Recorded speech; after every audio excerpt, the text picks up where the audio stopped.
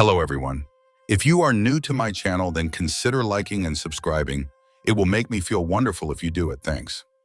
By the way, I also have a Luffy fan fiction channel. If you are interested, the link is in the description. Cracked Mask by Denim88. Hueco Mundo. Home of vicious and horrendous souls called hollows. Then he became one of them. Naruto will prove that even as a hollow, life is determined by one's own beliefs and shake the foundation of the spiritual world as a result. I don't own anything. Adios. Nell blurred away, covering the distance between herself and Stark in the blink of an eye. Stark, however, seemed to not be fazed in the least, raising his blade to meet hers. Nell herself wasn't that surprised to see how easily he defended himself. "You're weaker than you were a century ago, Nell. Well, considering I've just recovered a large portion of my spiritual power back, I would imagine that this body is going to take some time to get adjusted to again." Nell spoke in a curt fashion, "Primera or not, you're going to pay for what you did." Naruto made his choice. He knew the consequences, Stark replied. "Could you sound less convincing when you say that? He was trying to stop a madman? You go and spout all this nonsense about duty and debt to support your loyalty to Aizen. But in the end, I know that you truly don't see the man that way." "I never did." Nell spoke, her eyes burning into his. Pushing Nell aside with minimal effort, Stark zipped past her and delivered a quick spinning kick.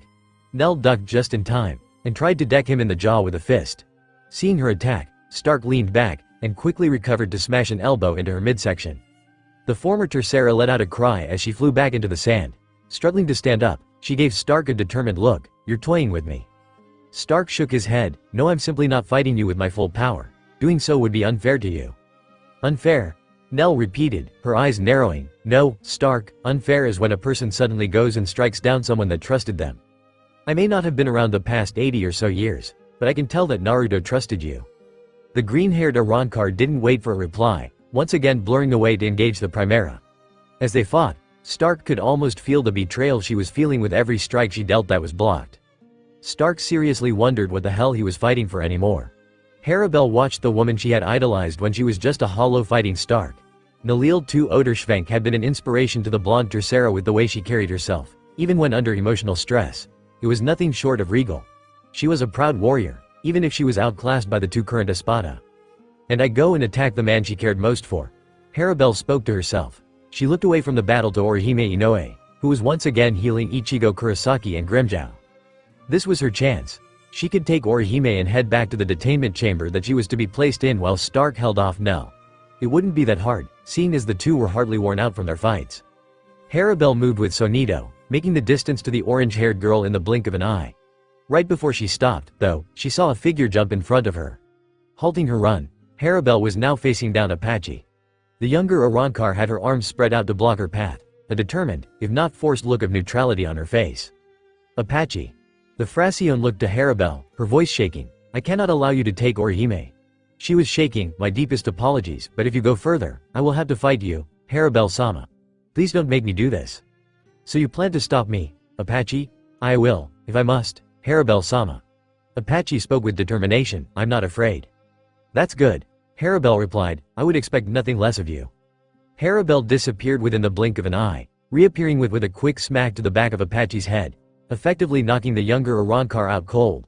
She caught her subordinate and placed her carefully on the sands before turning to the only one left standing between her and Orihime. "Shinigami. Espada." Their short greeting finished, the two stood for a few moments, taking in each other. The girl was of average height for a woman of her supposed age, at least in appearance. She had bubblegum pink hair and emerald eyes. "I'm guessing you're aligned with Naruto and the others as far as who you fight for?" Sakura picked up her sealed Zanpakuto. "You could say that. I'm just here to bring Orihime back and ensure Aizen fails to follow through with his plans. You're not that powerful if what I'm feeling from you is any indication. I could defeat you with relative ease, in fact." Harabel took a few steps towards the Soul Reaper. "You don't seem to be unnerved by this, though. You saw me fight Naruto, and you're aware of my power. You haven't seen me fight, though." Sakura shot back defiantly. "Lament, Ikokukane." Harabel watched with mild interest as Sakura unleashed her Shikai, a bright green light surrounding her as her Ryotsu level rose.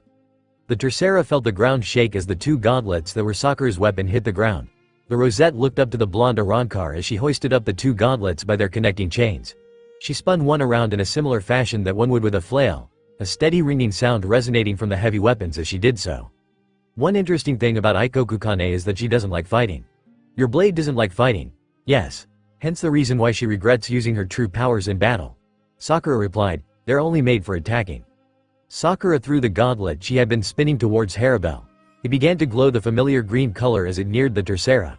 However, Harabel remained in place, showing no signs of attempting to avoid the attack. A dome of green energy erupted as Sakura's weapon made contact with the third espada, sending grains of sand flying every which way. Sakura raised a hand in front of her face as she tried to get a look at her enemy through the explosion. She gave a quick yank on the chain of her Zanpakuto, drawing it back to her hands. Impressive. For someone who seems to be outmatched, you really know how to make a stand. Sakura froze in place as she felt her knees begin to shake from the amount of spiritual pressure crashing down on her. Gritting her teeth, she steeled her emotions, so you're unharmed. Unharmed? Yes. My Hiero isn't the strongest, but I was not harmed in the least by your Zanpakuto's attack. I commend your efforts though.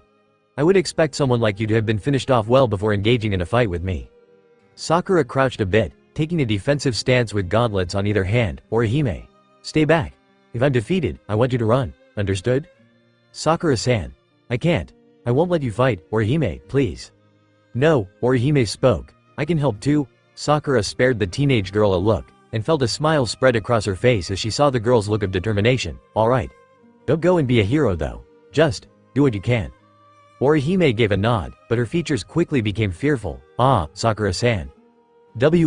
Satin Keshun. I reject. 3 pieces of her hairpins broke off and formed a shield before Sakura just in time to block Harabel's blade. Harabel seemed rather shocked to be stopped so easily, yet said nothing. Sakura jumped back a bit, standing by Orihime's side. Thanks, Orihime. I owe you one. Try to heal up Ichigo and Grimmjow if you can.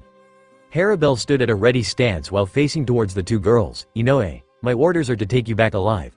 Don't make this any more difficult, I'd rather not harm you. Orihime simply shook her head. Letting out a sigh, Harabel raised her blade. So be it. I'll take care of you first, Shinigami. Then I'll apprehend you, Inoue, and return you to Aizen-sama. Sakura dashed towards Harabel as Orihime stood back, ready to give her back up should the situation call for it, while also doing her best to heal up what was left of Ichigo and Grimmjow's wounds. Sakura knew she was outmatched and outclassed even with her Shikai activated. That didn't mean she wouldn't try her damned hardest though to defeat the Arrancar before her. Nell hopped to the side in an attempt to get past Stark's guard, only to have the primer own. She frowned while sidestepping to thrust her katana into Stark's throat. Stark moved back a bit while knocking her blade to the side. He then caught her wrist in his free hand before tightening the grip on it. I respected you. Nell spoke, looking to Stark with anger and hurt written all over her face. The first Espada's face remained unreadable. Have you nothing to say? Sorry. Nell felt her wrist begin to lose its grip on her blade as he tightened his hold. She felt something crack, and she grunted in pain as her fingers went limp, blade falling to the ground. I've disarmed you, Nell. Surrender. Please, you know I can't do that. Stark sighed, yeah, but it doesn't hurt to ask. As Stark made to slash her across the chest, Nell flipped backwards while grabbing her blade with her other hand. I'm not done fighting yet, Stark, or have you already forgotten why I was made the Tercera to begin with? She held her blade in front of her so that it was parallel with the ground. There was a slight ripple in the air as she increased her power little by little. Stark shook his head. Nell, you know that won't be enough to defeat. Declare, Gamuza. Stark watched Nell called forth her resurrection, a pink burst of energy surrounding her. He wouldn't lie. Part of him wished to see Nell go all out. It would make the chances of seriously injuring her less likely if he continued fighting her. A small blast of Ryotsu blew away the sand as Nell stood before Stark. She had changed drastically in appearance. Now, she was standing on 4 hoofed legs, much like a centaur, complete with a black horsetail. The horns that rested on the top of her head became longer and sharper, giving her a more fearsome appearance. While the crack on the mask seemed to be missing now, the teeth were still gone, showing remnants of the damage she was dealt by Neutra. For a finishing touch, she had armor on her shoulders and gauntlets on either hand. Her Zanpakuto had also changed form instead of merely becoming part of her physical appearance. What was once a katana was now a double-sided lance. All this added to giving her a very medieval, knightly appearance. In Stark's opinion, it fit her personality fairly well. Those were thoughts for a different time though. The former Tercera was already galloping towards him. Lance aimed forward to gouge out a large chunk of the Primera. He jumped away as Nell slammed the lance into the spot he had been standing seconds ago, dodging to the side as she spun around with the weapon still in hand. It appeared her broken wrist had healed, he noted as he thrust his blade forward. Nell shifted her midsection to the side while again attempting to stab him with her Zanpakuto. The major downside of your released state is that you lose a lot of your speed, Nell. Stark spoke as he hopped back to avoid being stomped by her hoofed forelegs. Nell didn't give a reply, instead charging towards him, hooves galloping hard on the sandy plain. As she neared Stark, she again thrust her weapon forward while Stark easily dodged the attack. Nell took advantage of his momentary drop of guard, and spun around to kick him with her back feet. Stark actually seemed a bit surprised as he raised his blade to block the two hooves that would have likely made a nasty indentation in his face. He slid back a bit while Nell took a few steps back, gripping her lance tightly. "Don't underestimate me, Stark. Even a weaker opponent can win if they fight smart." She looked towards Lilynette, who was standing far away from the battle, briefly before continuing. "I also know that as long as you and Lilynette are separated, you can't access all your powers." "You got me there." Stark grumbled a bit while scratching the back of his head. "I'm not here to fight, though. Just to collect the girl and leave. You'll have to get past me if you wish to take Orihime." Nell spoke, voice firm and full of conviction. "I'll keep my word to Naruto and protect Inoue with every last bit of strength I have." Same old Nell. Stark sighed as he felt her Ryotsu skyrocket. Nell hefted her lance up a bit as she concentrated her power into the weapon. Her knuckles turned white as her muscles flexed. Her eyes were cold and showed none of their usual peacefulness as she took aim. Lanzador Verde. Nell threw her lance, pink streaks of spiritual energy spiraling off the tip as it flew towards Stark's chest. Stark raised a hand, catching the lance and halting its trajectory while his feet remained firmly in place. He dropped the large weapon to the side while looking towards Nell again. "That's one of your stronger attacks, right?" He flexed his fingers a bit. "I think it'd be best if you stop now, Nell." Nell cursed under her breath, a bit shocked to see her lance stop with such little effort from the Primera. Now what? He was faster than her, stronger than her, and had just nullified one of her most powerful techniques without flinching. "Well?" Stark asked, waiting for a reply. "Do you surrender?" Nell's fist clenched a bit. "No, damn. I suppose that was a dumb question to ask anyway." Nell barely registered the sudden ball of light that formed in front of Stark. The Sero was just about to blast into her when she raised both her hands, stopping the wave of energy from moving further. Opening her mouth wide, Nell took in a deep breath, slowly taking in the energy from Stark's attack. Stark's eyes widened. "Oh hell, I almost forgot." The Sero Stark had fired moments ago was now swallowed up by Nell. She craned her neck back while holding her breath, focusing on the swelling power within her body. She closed her eyes, and all went silent for a moment. Her eyes snapped open, and she screamed as a dazzling pink Sero with twice the power that Stark had used headed towards him. The Primera only had time to raise his hands as the beam of Nell's Sero Doble crashed into him, creating a gigantic pillar of fire in the process. Hopefully that managed to do something, Nell thought as she walked over to the spot where her lance had landed after she fired her powered-up Sero. Picking up her lance, she waited. Stark wasn't finished yet, she knew it. "Ken-chan, look." Kenpachi Zaraki, captain of the 11th Division, turned towards a giant explosion of light could be seen. He grinned. "Hey, that must be where all the fighting is taking place." Yachiru, his vice-captain, cheered. "Yeah, let's go get them, Ken-chan." Kenpachi dashed towards the explosion, much like a bull chasing down a bullfighter holding a red cloth would. He bounded through the dunes, laughing as he unknowingly made his way towards the Primera and Tercera Espada, and a group of allies in dire need of help.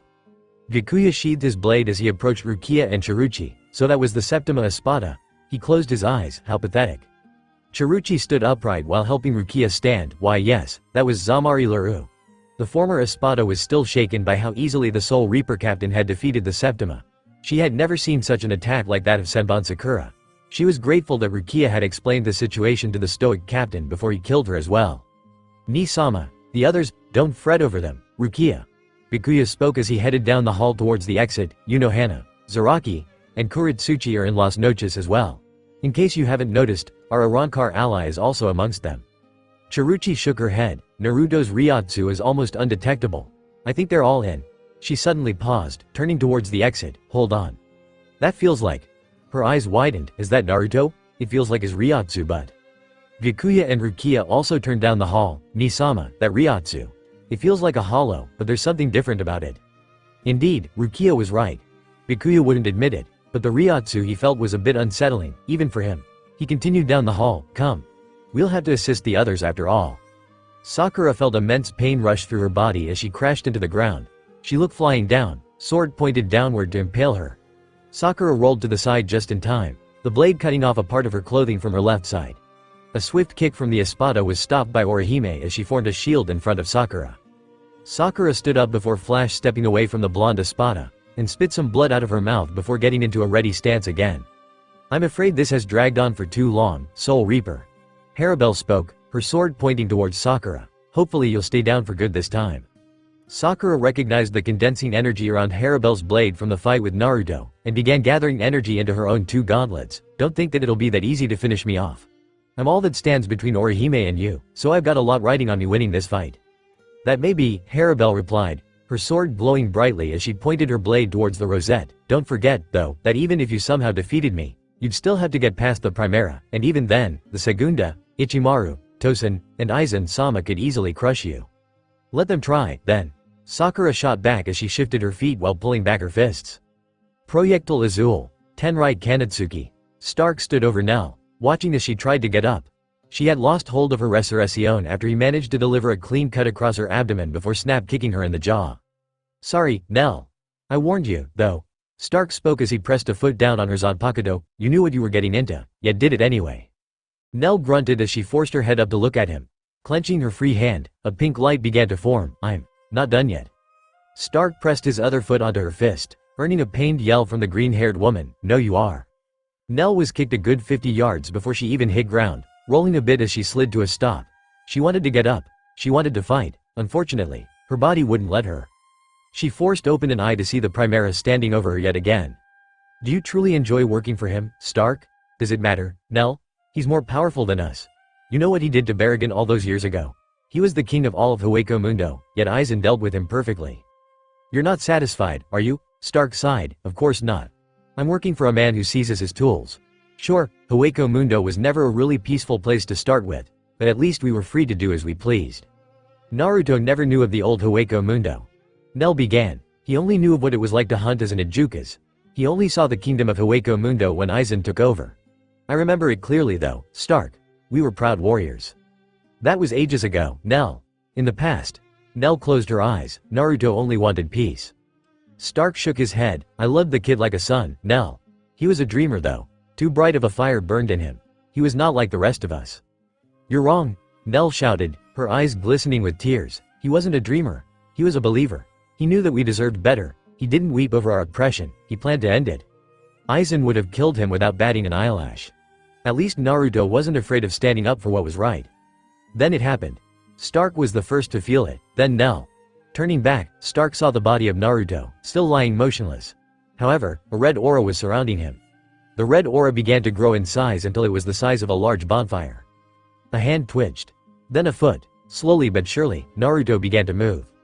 "He's still alive," Stark said aloud, turning to fully face the media espada. Harabelle too had stopped what she was doing, seeing as Sakura had been defeated finally. Her unconscious form lay in a heap next to Orihime, who was still trying to save Ichigo and Grimmjow while now tending to her as well. Naruto was now standing, head bowed as he remained motionless. His arms hung limply at his side as the aura began to take shape. 3 tail-like tendrils sprouted from him, giving the aura an animal-like shape. His head snapped up suddenly, eyes a deep crimson with slitted pupils. He took in his surroundings before a grin spread across his face, revealing sharpened canines. He looked towards the sky before taking in a deep breath before letting out a deafening roar. "What the hell is this?" Stark asked himself, taking a step back. Shielding his eyes from the wind and sand, he watched with something akin to confusion as the boy he had known for so long continued roaring like a wild beast. Meanwhile, Orihime had managed to stabilize Ichigo, Sakura, and Grimmjow, who were still unconscious yet breathing evenly again. She quickly made her way to the next closest person. "Nell-san." Nell didn't reply right away, staring at the form of Naruto as his power continued to climb. It wasn't until she felt a gentle hand shaking her shoulder that she looked to the orange-haired girl, Orihime. "Please don't move." Orihime quietly spoke the words to summon her healing shield. It spread over Nell and quickly began to mend flesh and broken bones. "Orihime, you need to get away from—" Nell stopped talking as she felt a strange feeling wash over her. She lifted a hand to the skull on her head, and felt the crack. She ran her fingers over it as the damaged mask remnant began to fill in. Then the missing teeth began to appear. Nell could feel it now. Something that had been missing within her was back. It was as though someone had cleared away the fog in her mind after ages of not being used. What was damaged inside her had been renewed, as though nothing had ever happened all those years ago when Neutra attacked her. "Nell-san. Are you alright?" Orihime asked, noticing the surprised look on Nell's face. The Dressera nodded before running a hand over her mask once more. The scar on across her face was even gone. Giving the teenager a nod, she stood up as Orihime called back her Soden Kishun. Taking a step back, the teenage girl spoke quietly. "What's Naruto doing?" Nell shook her head. "I'm not entirely sure. I've never seen him call upon this power before. It feels like his resurrection, but there's something different about it. It's like a completely different feeling to his Ryotsu. It's not necessarily stronger, but her words faded away as Naruto let out another roar. Freedom. After more than 2 centuries of being kept inside the damned mindscape of that boy, the Kyuubi was once again free to do as it pleased. The last time it recalled this happening had been when the boy was fighting the Akatsuki member with the 6 bodies. Too long. The Kyuubi breathed in the air before looking around. It's been far too long. The Biju felt a blade pressed against its host's neck. Don't move. Haha. The fox chuckled. Stark, am I right? La primera espada of Hueco Mundo if the boy's memories serve me right. The fox's crimson irises scanned the area. You plan to stop me, Arrancar? First I want to know who the hell you are. You sure as hell aren't Naruto. Not entirely true. The boy and I are conjoined as one, yet still separated. Turning towards Harabel, it grinned, fangs exposed. You know who I am, Harabel. He told you. Harabel's eyes narrowed. So, you're the Kyuubi no Yoko. The Biju laughed, sharp as ever. Tercera. Naruto was right about you, Arrancar. You're much more interesting than those primitive hollows. So you're a fox living inside of Naruto? What's that make you, a demon or something? Stark asked, pressing his sword against the flesh a little more. Quick, aren't we? Don't toy with me. I'm not afraid to kill a demonic fox if you don't cooperate. Are you certain about that? Kill me, and Naruto dies too. I already killed Naruto. Stark replied after a few seconds of hesitation. Wrong. The fox turned back so that the corners of his eyes met with Stark. I saved him. Just like I always do. So you do still exist. The Biju turned to the new Sakura Haruno. This is nostalgic. Naruto informed me of you being a Shinigami. Just when I thought that I reached my peak of hatred for shinobi, they go and turn into the one thing I despise most of all. A death god. Let Naruto go, Kyuubi. Sakura spoke, standing upright, still woozy from just regaining awareness after being out cold. Be thankful that I promised Naruto not to kill anyone he cared about. Otherwise I would have spilled your innards across these dunes by now. So you can't harm us then. Stark spoke, that is unless Naruto suddenly gained immense hatred for all of us. The demon fox growled, as much as it ires me, no I cannot harm you. A Kitsune's word is unbreakable. You're at quite a disadvantage then, aren't you? Stark spoke, how can you truly defeat me if you can't kill? Don't think you've got me cornered, Arrancar. It will be an eon too soon before you can possibly outwit me in a fight. There's more than one way to defeat one's enemies. Stark narrowed his eyes before slashing at the blonde's neck. Steel never met flesh though. The blade halted by the red aura surrounding Naruto's body. The fox laughed before gently pushing the blade away from his neck with a free hand. This red Ryotsu isn't Naruto's. Stark stated to himself, just what exactly are you all about, Kyuubi? Simple, Arrancar. The Kyuubi spoke, its gravely voice sounding unnatural as it escaped Naruto's mouth.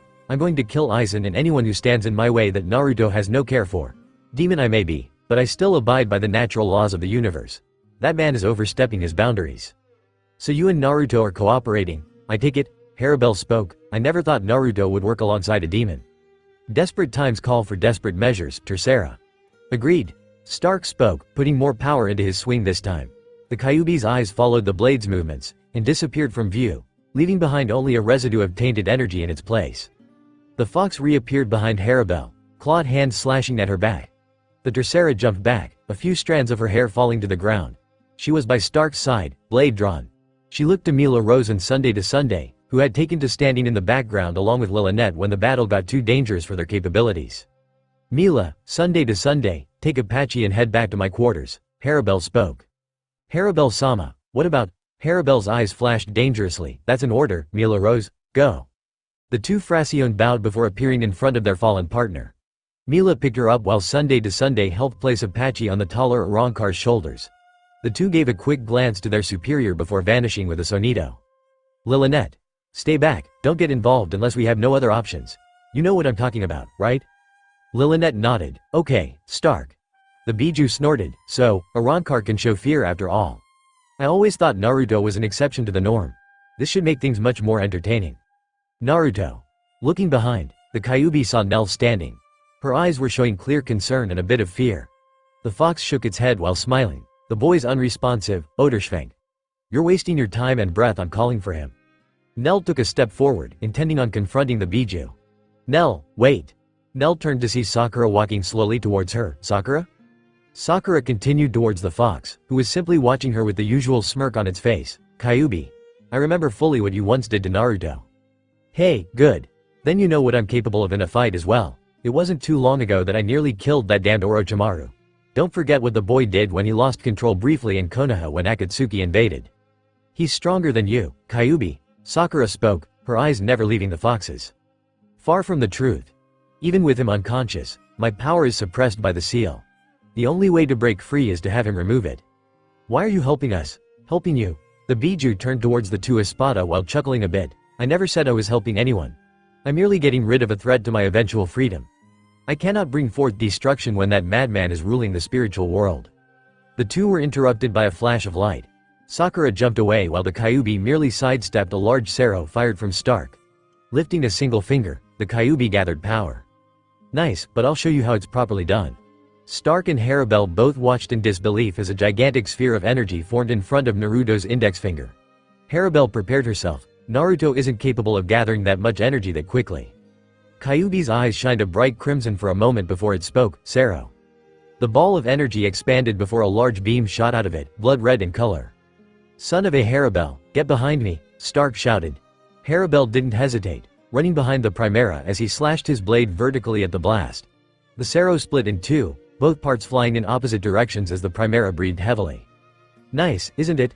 I never went through the same process Naruto did when he became a hollow, but being conjoined with him gave me his powers as well. I've always been interested in using that technique. The Kyuubi looked at its clawed hand for a moment before disappearing again. Stark and Harabel jumped away from the spot they had been standing in as a gigantic hand of red energy burst from the ground. It lashed out at Stark, who avoided it, then at Harabel, who did likewise. The Kyuubi burst out of the ground, retracting its arm of spiritual energy back to its aura while chasing after the Primera.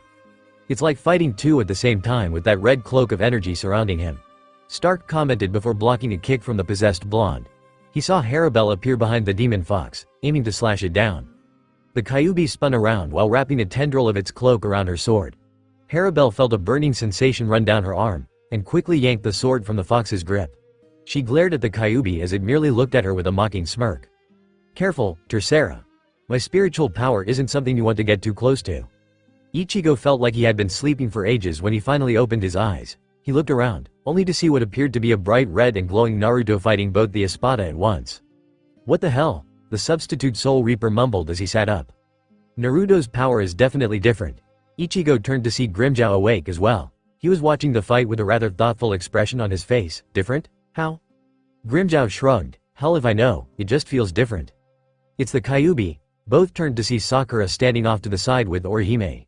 Ichigo stood up, and walked to the two women. Orihime, did you heal me again? Orihime looked away before speaking. Yes. I wanted to help, and it's the least I can do. Thanks. Ichigo looked back to the fight. What's up with Naruto? Sakura sighed. Naruto's actually unconscious right now.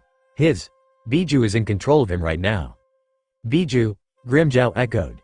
Yes. Sakura paused for a moment before deciding to get straight to the point. Naruto's had a demon fox sealed inside him since the day he was born. I know this because, well, when I was alive, I knew him. We're about the same age. How the hell is that? Grimmjow asked, standing up as well. You mean to tell me he knew who you were the whole time? Sakura nodded. Yeah. We were from another realm, one parallel to Ichigo and Orihime's. She watched as the possessed form of Naruto shot a blast out of its mouth. The Kyuubi is a nine-tailed fox that was made of an energy called chakra, which the two of us, along with many other people called shinobi, could use. The Kyuubi attacked our village, and our leader sealed it inside him. I thought the fox would did seems they're both still joined together. Grimmjow growled, this is too much crap to take in at once. He flexed his arms a bit, I'm going to help him. That wouldn't be a good idea, Sakura started. Nell is already doing the same, and she said that it would be dangerous for anyone else to get involved. Too many fighting the same fight is likely to cause unneeded injuries and death. Sure enough, the four looked up just in time to see a flash of green cross blades with Harabel. The Kyuubi didn't seem to notice, or it didn't care, instead fighting Stark. Ichigo felt his fists clench. Damn it, it wasn't supposed to be like this. He was supposed to just get Orihime out of here along with everyone else. Now, he wasn't even sure if the others were alive. Hell, he thought he felt Chad's spiritual presence disappear a while back. Ichigo sent out a silent prayer that everyone else was still alive, though he wasn't even sure if it was possible for a death god to be praying in the first place. Still, he wouldn't be able to live knowing that his friends were killed fighting while he was forced to stand back and simply watch. Harabel ducked and sidestepped as Nell's Zanpakuto missed her by mere centimeters. Her eyes locked with her one-time idol. Nalil-sama, why are you here? Nell narrowed her eyes to save Orihime and help Naruto-kun. You're severely outnumbered, and you don't have nearly as much power as we do. Harabel spoke as she clashed blades with the green-haired woman. Las Noches had been under the impression that you deserted us. I'm not surprised. Neutra and Zale were the type to go and stab a fellow comrade in the back like that. Although, I wouldn't be surprised if Aizen permitted the whole thing to happen. The former Tercera spoke as the two parted for a moment. You're accusing Aizen-sama of letting you get ambushed. It wasn't a question. I can understand why he would with how you act so suspicious of his leadership. Don't play that game with me, Harabel. Nell spoke. I can barely recall you once believing in a warrior being their own person before you became one of the Arrancar. Since then you've become servile and submissive to the man's demands. Harabel seemed to take a blow to her pride with that remark. Are you calling me weak? No, just weak in spirit. At least when it comes to standing up for your beliefs. What do you know about my beliefs? The dark-skinned Arrancar snapped. You know nothing about me. I know that you took in Naruto as your first Fracione. That alone says a lot. Nell replied, letting a small smile cross her features. I know that while you are good at hiding it, you are reluctant to fight us. Harabel's eyes flashed with anger. Enough. She blasted a Sero from an open palm. Nell watched the approaching blast, her face showing no signs of distress. She faded from view as the blast tore through the air. You weren't focusing on me. Nell spoke, now behind Harabel, sword's edge on the Tercera's neck. Harabel was gone with a quick sonito as Gamuza stabbed her afterimage. She was in front of Nell a second later with her blade crossing with Nell's. You can't stand the fact that I'm right, Nell spoke, no doubt in her voice. Truth is, you wish you could help us, but you're too afraid to risk it.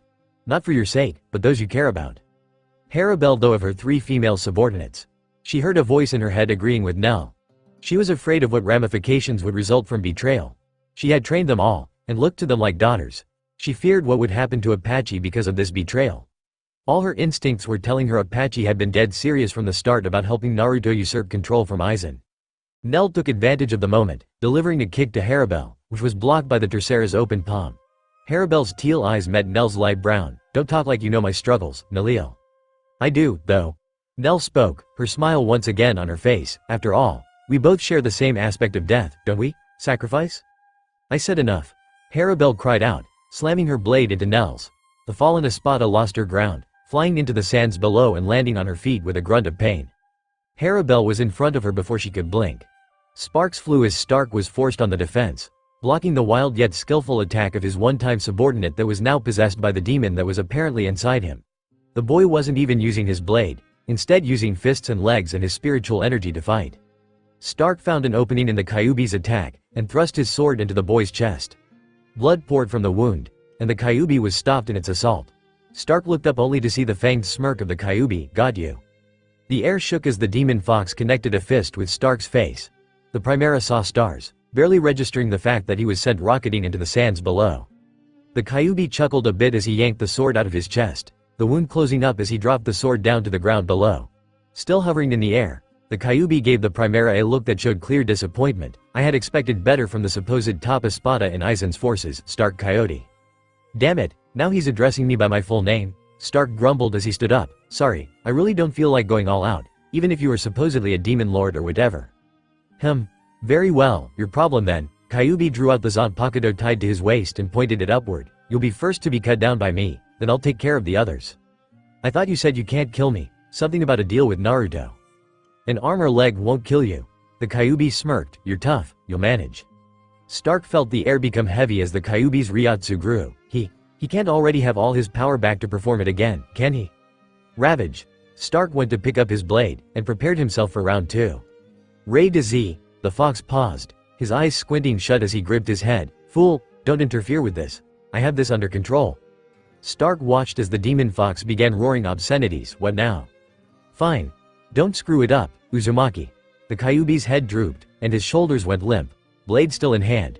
A second later, the tainted aura disappeared, and the boy's head picked up once more. Instead of deep red irises, they were once again blue. Sorry about that. Stark cocked his head to the side. Naruto? The Kyuubi did his job. I'm alive. He pointed his blade towards the Primera. I think it's time we finished where we left off, Stark. How the hell are you still alive? Stark asked. What the hell is all this crap about a demon fox inside you? Naruto gave Stark a grin. Sorry, but I don't have the luxury of time to explain all of the details right now. The two clashed, the ringing of steel moving through the air as they continued their fight. With Nell keeping Harabel at bay, Naruto could put his full attention on the Primera and... Boom! Naruto felt a sudden spike in Harabel's Ryatsu. and whipped his head around in time to see Nell heading towards him. She hit the ground before rolling several times, landing several yards away from the duo. "Nell-chan," Naruto called out. He was by her side a second later, lifting her head gently. "Nell, are you alright?" "Naruto," she spoke, blinking her eyes and smiling a little. "You're back to normal." She coughed a bit. "I just need a rest, okay?" She closed her eyes, blacking out, much to Naruto's relief. She was breathing evenly, but he could tell she had taken some serious damage to the head. He picked her up carefully before jumping away as a balla crashed into the ground, glassing the sands in the process. Naruto glared weakly at Harabel and Stark, whose hand was smoking. Naruto zipped over to where Ichigo, Grimmjow, Sakura, and Orihime were all watching. He set down the former Tercera and looked to the fore. "Take her where as soon as I attack? Got it?" Grimmjow frowned. "Idiot, you're going to get beaten to a pulp out there." Naruto shrugged his shoulders. I'll make it." Ichigo wasn't much more thrilled about this, a scowl of his own on his face. Sure, this Naruto guy was powerful, no doubt. He was pretty sure if it wasn't for this Arrancar they would all have been killed by now. "Let me help." Ichigo spoke, gripping his sealed blade. "I'm not as strong as you, but I'm Kurosaki." Naruto spoke, turning to the Tercera and Primera. "You got sucked up into this whole mess, but you kids became my priority the minute you stepped onto these sands."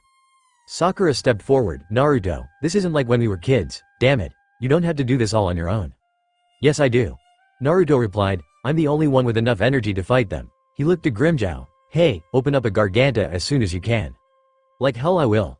Grimmjow yelled. "I know for a fact that if I was the one in your shoes that you'd be trying to help." Naruto growled in irritation. "This isn't a discussion, Grimmjow. As of right now, you're the only way that they can get the hell out of here, do you understand?" Orihime bit down her lip. "Naruto, please don't do this by yourself." The blonde sighed, his shoulders slumping in defeat. "Fine. Just get away from here. I'm going to have to take it up a level." Grimmjow's eyes widened. "You're going to use Seven Tails? It's not like I have a choice." The blonde looked over his shoulders, a grin on his face. "After all, we still have Ulquiorra, Jin, Tosen, and Aizen to worry about." "You're forgetting about Yami," Grimmjow added. Naruto laughed. As long as I catch him before he gets a chance to go gargantuan on me, I should hold up fine. Nell's going to skin me alive when she finds out I let you go on your own. Tell her I threatened you, then." Grimmjow just continued to scowl, but grunted in compliance. The media espada stood straight as he gripped the odachi tied around his waist. Then it happened. Naruto's eyes widened as he felt a sudden presence behind him.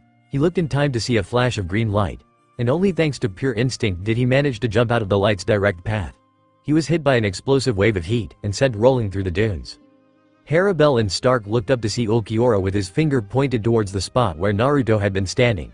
Landing on the ground, the stoic espada looked to the two before speaking. "Aizen-sama suggested I provide some assistance. Uzumaki appears to be much stronger than he anticipated." Stark looked to Naruto to see the youthful-looking Arrancar already staggering to his feet. Not wasting his chance, the Primera quickly dashed to the group of intruders.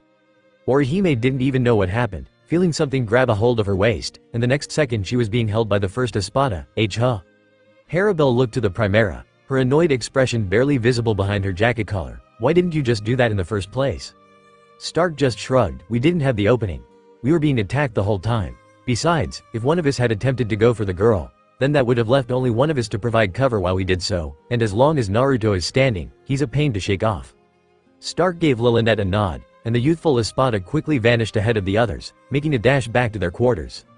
"I'm not letting you get away that easily." Ulquiorra turned towards the voice of an angry Ichigo Kurosaki. The orange-haired youth had his sword drawn, the black katana glowing with a crimson aura. "Ichigo, get the hell away from—" Naruto's words were cut short as he felt several other presences jump into the playing field. Looking around, he found himself surrounded by the Exekias, eyes darting around him. He drew his blade to block 3 blades that had been aimed at his chest. "Rudoban, you're slacking on getting the rebels taken care of. I was expecting you to be on my tail almost an hour ago." "Uzumaki, it is by the order of Aizen-sama himself that I destroy you," spoke the leader of the execution force of Las Noches. "You've caused too much of an uprise, and unless you are dealt with now, you will only become a further hindrance to Aizen-sama's plans." Naruto chanced a glance towards Stark, Harabel, and Ulquiorra. The Quattro Espada had seemingly knocked Ichigo back without sustaining any damage. Luckily, the teen also didn't seem to be harmed, though if he continued to attack, he doubted Ulquiorra would spare the boy a second time. "Orihime, don't worry, we're not leaving without you," Naruto called from the mass of Arrancar surrounding him. He pushed away 5 more blades while ducking to avoid being impaled. He growled before slamming his blade into several of Rudoban's calaveras. The skull-masked Arrancar cried out as they were sent flying. "We better go." Stark spoke. "Harabel, take the girl to the 4th tower." "Right." Harabel replied. She looked to Orihime, her eyes unreadable. "Inoue, come with me. I'd rather not force you to comply with violence." Orihime didn't say a word. She gave Naruto and Ichigo each brief glances. "Will you let them go if I do?" Ulquiorra, instead, was the one to speak. "You're not in any position to make negotiations. You will comply, or be punished." Harabel took the girl's silence as a yes, and putting an arm around her midsection, took off with a sonito. "Orihime!" Ichigo called out. He cut down a calavera who had decided to attack him, and raced towards Stark and Ulquiorra. "Let her go." "Get going, Cypher. I've got this." Ulquiorra gave a nod, following Harabel with a flickering afterimage. Stark sidestepped Ichigo's thrust, and sent a knee to the boy's gut. Ichigo coughed a bit, but was caught by a steady hand, keeping him from falling. "Why, you bastard?" Ichigo managed to grate out, looking to the Primera. "Kurosaki," Stark began. "A word of advice. Stop while you're ahead of yourself. You don't know what you're getting into." Stark elbowed the boy in the face, sending him sprawling to the ground. He flickered away, but not before giving Naruto an almost sympathetic look. Naruto's eyes widened. He failed. He told Orihime he'd protect her, keep her from getting captured again. He had failed. "Stark," Naruto called out, fully aware that the Primera was long gone. He felt his anger surge, and slammed the pommel of his blade into a calavera's face. The other Arrancar of Exekias stopped what they were doing. Naruto felt a tingling sensation run down his spine before the echoing of a certain voice rang clearly in his mind. "Well, Naruto-kun. I must say, you've managed to exceed all my expectations in an Arrancar. Truly a surprise, though it's a shame you had to go and betray me like this." "Aizen." Naruto ground out. "You bastard. Now, Naruto-kun. No need to address each other like that. I unfortunately will not be able to stick around and watch you and the others play heroes and try to save Orihime. I have matters to attend to in Karakura, as you are well aware." Aizen explained. "Soon enough I shall be the ruler of all planes of existence. If you're thinking of taking the Hogyoku, be my guest. I'm afraid that Ulquiorra won't be that willing to let you get dead, or the girl, for that matter." Naruto felt his fists clench. Aizen had Ulquiorra guarding Orihime. That just made things much more troubling for the Media Espada. He was pretty sure that Aizen was only using the girl as a trap, again. "Aizen, before I'm through with you, I'm going to make you wish for death. It'll be a walking relief compared to what I'm going to do to you when I get to Karakura." The Media Espada spoke, his voice as sharp as a knife. Aizen chuckled lightly. "I suppose we'll have to see about that, won't we?" "Don't worry. We will," the blonde replied. "I see. Well, either way, if you plan on rescuing her a second time, Orihime Inoue is being held in, and if you won't go, I'm sure Ichigo and the others will be." Naruto cursed under his breath. Figures. Aizen was communicating to everyone in Las Noches, not just him. Sure enough, Ichigo was already facing towards the direction that he had seen Orihime being taken to. "You're not going to win, Aizen. I'll come for you, I promise," Naruto finished. "It's unwise to make promises that you can't keep, Uzumaki," the former Shinigami captain replied. Naruto no longer felt the man's presence around them, and knew that Aizen had left, likely with the Espada in tow. It seemed to be the cue for the Exekias to continue their attack. Naruto blocked and parried blow after blow from the numerous Arrancar while trying to find an opening to strike. The opening came in the form of Araka's laughter, followed by a giant shadow appearing over him. Naruto looked up to see a gigantic man falling to the ground, sword in hand. Jumping away, Naruto was greeted by the sight of a Shinigami slamming his blade into the ground, sending about several dozen calaveras into the air. The impact created a powerful shock wave that even Naruto found hard to withstand. As Naruto blinked away the sand and dust to get a better look, he was able to make out a large male with the most peculiar of hairdos he had seen wear those bells tied to his spikes of hair. The hulking behemoth of a man turned towards the blonde, a sadistic grin that Grimmjow would be proud of on his face. "You must be that Media Espada that I heard about from the old man." Seeing as the man had his blade at his side now, Naruto trusted him enough. "That's right. Who are you?" "Kenpachi Zaraki, the captain of the 11th Division. I was sent to give these kids backup, seeing as they can't take care of themselves." "Backup?" Naruto repeated. "Are there more of you here?" Zaraki just grinned. "Hell if I know. I came here as soon as the portal was opened up. If anyone followed, I don't know about it." "Well, at least this guy was on their side." Zaraki turned towards the Exekias, still grinning like a madman. "So, which of you is going to try and attack me next?" "They're not the ones you have to worry about," Naruto informed, pointing towards the Arrancar with the bull mask. "Rudobin over there is the only one you need to attack. He creates these guys. They're basically extensions of himself." "Really?" Zaraki set his gaze on the leader of the Exekias. "That makes this fight more interesting then, doesn't it?"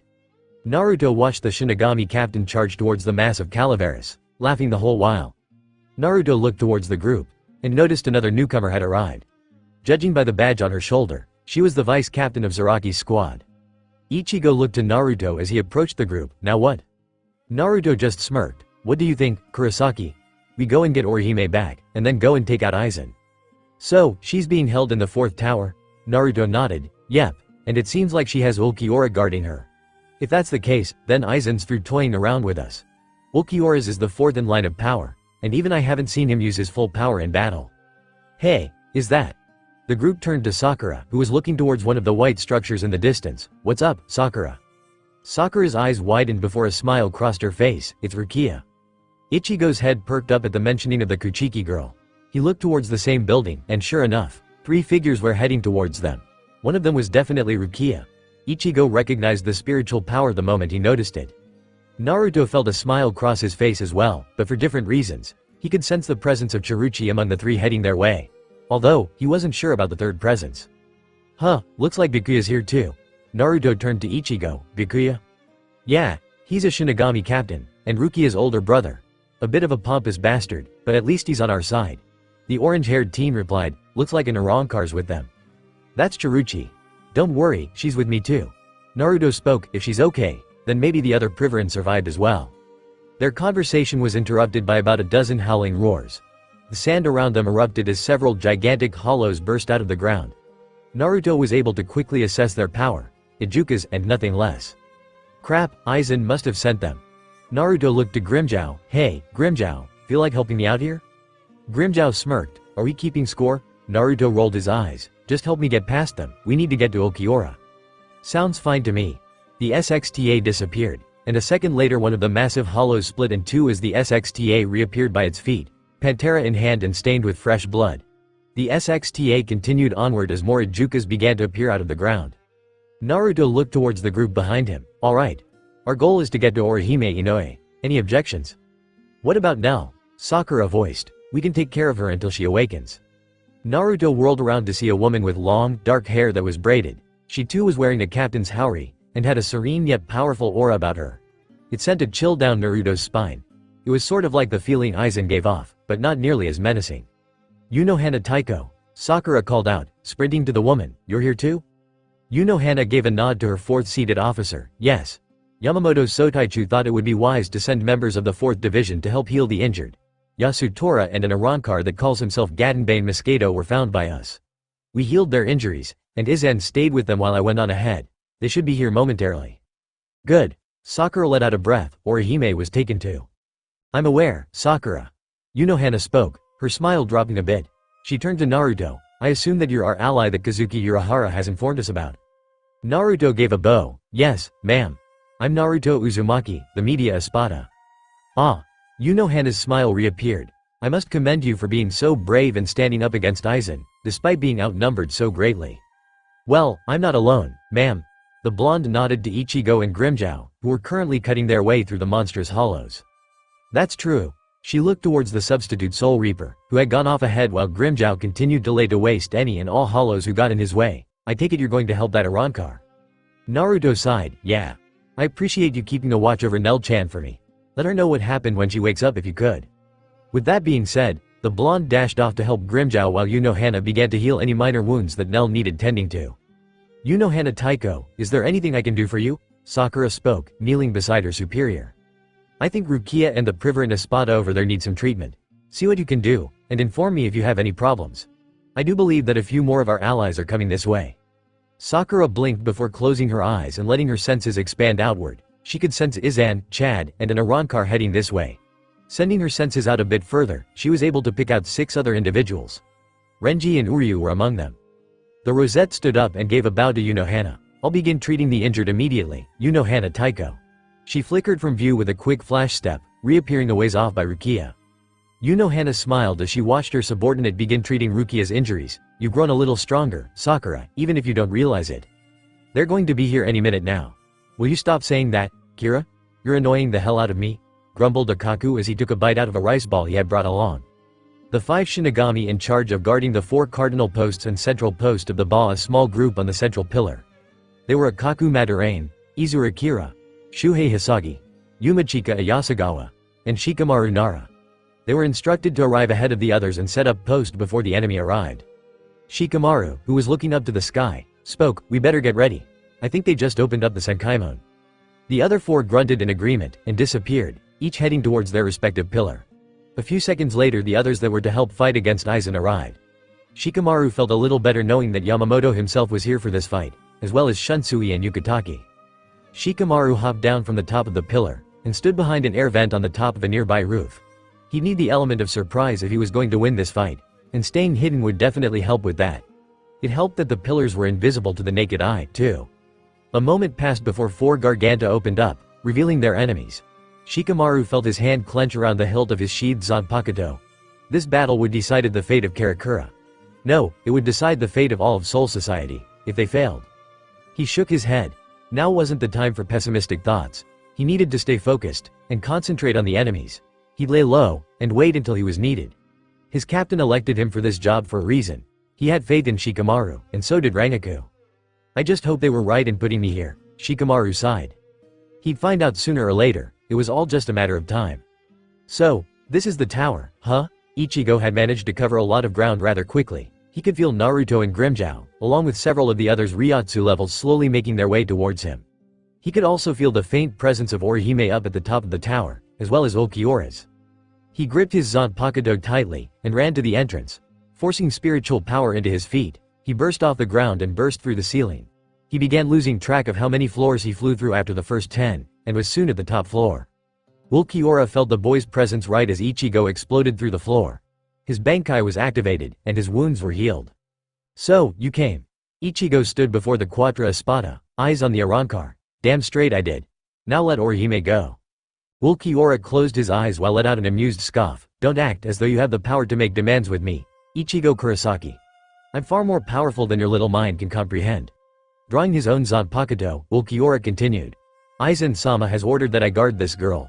She really serves no further purpose to him, so I have no qualms with killing her if he should order I do so." "Like hell you will," Ichigo roared. "You lay one finger on her and I'll kill you." "Such ignorance." Ulquiorra shook his head. "Seeing as you are a threat to Aizen-sama's plans, I will have to dispose of you.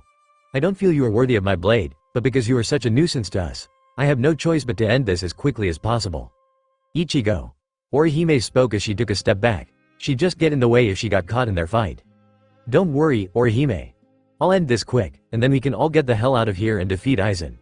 The substitute Soul Reaper spoke, a small grin on his face. "You seem so sure of yourself," Ulquiorra noted, taking a few steps forward.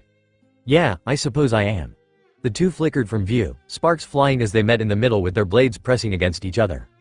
Ichigo knew that while he was powerful, he knew that Ulquiorra was strong too. If he made a single mistake, or hesitated in the slightest, it would be over for him. He couldn't afford to lose. One learns very quickly that earning a reputation within Hueco Mundo is both a hindrance and a safeguard. One scenario is that hollows will avoid you at all costs, seeing as you are a powerful entity who has probably killed hundreds of thousands of others like you. The second scenario is that you'll also be hunted down by other powerful beings who seek to consume you. A certain Vulpine hollow fell into the second scenario. Naruto found himself surrounded by 3 bulking Ijukas, making his escape impossible. One of them laughed as it looked down to the fox-like Ijukas that was Naruto. "Hey, so you're the little twerp that we've heard was causing a ruckus in Hueco Mundo these past couple of days." "Most likely. Though you could be talking about Grimmjow. He's even smaller than I am." Naruto quipped, opening his mouth a bit to bare his rows of teeth. "Care to find out?" "You're one of Grimmjow's lackeys, huh? All the more reason to kill you then." The Ijukas spoke. "Die?" Naruto grinned a bit before hopping onto his hind feet, avoiding getting crushed. He clamped down on the giant hollow's arm, drawing blood and eliciting a howl of agony from his attacker. Naruto bit down harder before pulling. The hand came right off and Naruto tossed it to the side while the monstrous beast fell, groaning in pain as blood poured from his wound. The other 2 hollows decided to not risk the same happening to them, and dove in, jaws open to devour Naruto whole. Naruto, now with an opening, jumped back while opening his mouth up. A ball of red light formed within his maw, and he let out a roar before blast a Sero at the 2 foolish hollows. They cried out as they were incinerated by the powerful red energy. Naruto landed gracefully while walking over to the still bleeding hollow.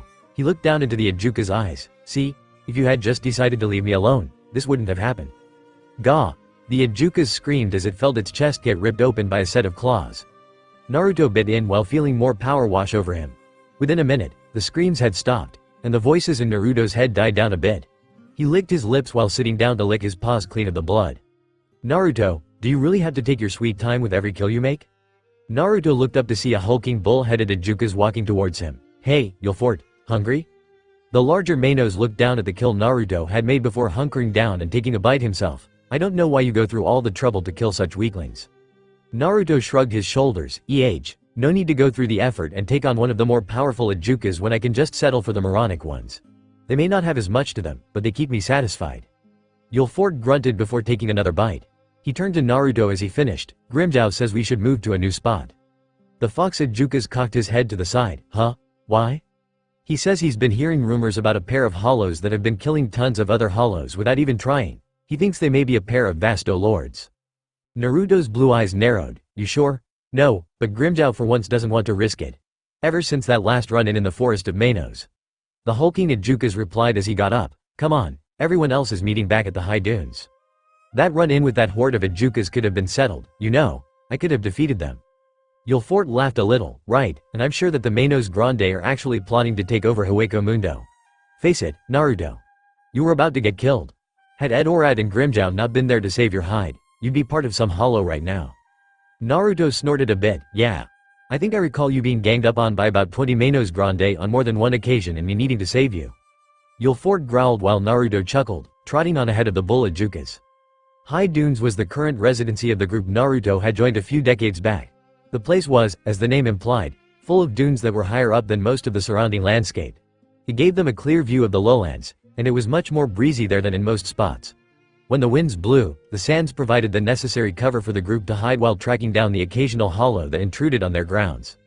Making it back, Naruto and Ulfort were greeted by Nakin, Edorad, Shalong, and Grimmjow, who were eating off of the carcass of another Uchiha. Hey, Grimmjow, what's this I hear about us leaving? We've been fine in this spot for the past couple of decades, and mostly everything we've come across we were able to take out with little effort. I doubt a Vasto lords would even bother coming this way. Grimmjow looked up from his meal. Idiot, I saw a mountain of dead hollows a while back. No Uchiha could kill that many in such a short amount of time. It's definitely the work of a Vasto lords. Naruto rolled his eyes. Whatever. So where are we going then? Grimmjow looked to Naruto before grinning a bit. There's a place I've heard about called Las Noches. Apparently the strongest hollows live there. I want to see it for myself. Maybe we'll figure out more about becoming Vasto lords. An explosion narrowly missed Naruto and Grimmjow as they raced across the sands of Hueco Mundo. Grimmjow snarled before turning to look at the fox next to him. Idiot, I told you not to attack them. Hey, I was hungry, and that guy wasn't even aware I was near him. Grimmjow rolled his eyes. Damn it, Naruto, now we're going to have all the Arrancar hunting us down. I doubt it. They have bigger things to worry about, like Shinigami. Another balla whizzed past Naruto's head as he weaved to the side. He chanced to glance behind him to see their enemy was charging up another blast already. Haha. What's the matter, Ninos? You seemed so sure of yourselves a little while ago. If he calls me that one more time. Grimmjow growled as they dashed towards a canyon. Naruto, get ready. Right. Naruto and Grimmjow began running in an erratic, acrobatic fashion, hopping over each other and weaving around. Naruto stopped for a moment while Grimmjow hopped onto his back, and the feline hollow bounded up the canyon walls while Naruto turned around and charged up a Acero. Dordoni Alessandro del Socaccio grinned. Aizen had told him that there were some unruly lower-class hollow prowling around the area lately. Looks like he found two of them. He had to admit though, these two had already gained some respect in his eyes. That canine one was trying to attack him directly with a Acero. Most hollows just attacked mindlessly or retreated right away. Naruto let loose the powerful blast, and Alessandro waited until the second before zipping to the side to avoid harm. He turned to the side to see the other Uchiha that resembled a large cat pounce off one of the canyon walls, claws and teeth exposed to tear the Arrancar apart. Not good enough, Nino, Alessandro shouted, disappearing from view as Grimmjow jumped right through thin air. The hollow blinked a few times before spinning around while falling only to see his target right behind him. Grimmjow! Naruto cried out. His fellow Uchiha was punted into the canyon wall by the Arrancar, and fell hard. Grunting, Grimmjow staggered up, legs wobbling. Naruto was by his side a moment later. Damn, that hurt. Grimmjow growled, so this is an Arrancar, huh? Naruto looked to see that their opponent was just hovering in the air, arms folded and patiently waiting for the two to make a move. Grimmjow, he's much more powerful than what we're used to. Yeah, I can see that. Grimmjow replied, how the hell do we escape though? He's faster than us. Are you two finished chatting? Alessandro called down to the two. I'd rather not waste any more of my time on a bunch of children when I could be doing something else. Grimjow, Naruto began. I'll hold him off. You go ours about Las Noches. Grimjow turned to give Naruto an incredulous look. No way in hell am I going to let you take him on yourself. Naruto laughed a bit. Come on. You know out of the two is that I'm better at lasting when it comes to taking a beating. Grimjow took a step forward. I don't give a damn about that. We're in this together. I won't let you get to have all the fun here. Naruto was a bit touched by Grimjow's stubborn refusal to abandon Naruto. The Panther Hollow had become something akin to an older brother and friend for the Fox Hollow. Fine. I guess we give him our best, right? Grimjow gave his trademark predatory grin. Damn straight, we do. Let's go. Alessandro had overheard the two talk. He was quite proud of the two, in all honesty. It was rare for Hollows to look above their own interests and help each other. The two Hollows ran at Dordoni with everything they had. Grimjow's image began to blur as he disappeared from view, and Naruto jumped into the air in an attempt to slash open Dordoni's stomach. The Arrancar caught Naruto by the paw, kneed him in the gut, and threw him at Grimjow, who reappeared behind him. The two fell to the ground as the Arrancar landed on his feet. He laughed a bit as the two Ijukas struggled to get up. Come, niños, is that all there is to your power? I expected more from two Hollows who tried to infiltrate Las Noches. Come, back to your feet and face me. Damn it, will he shut up already? Grimjow growled. Naruto, we can't lay a hit on this moron. Naruto looked to his partner in crime, and his eyes closed as he chuckled. I've got an idea. You may not like it though.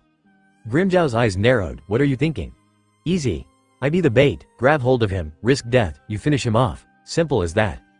Grimjow was half tempted to bite the Fox Hollow for his sheer idiocy, but instead sighed. How do you plan on doing this?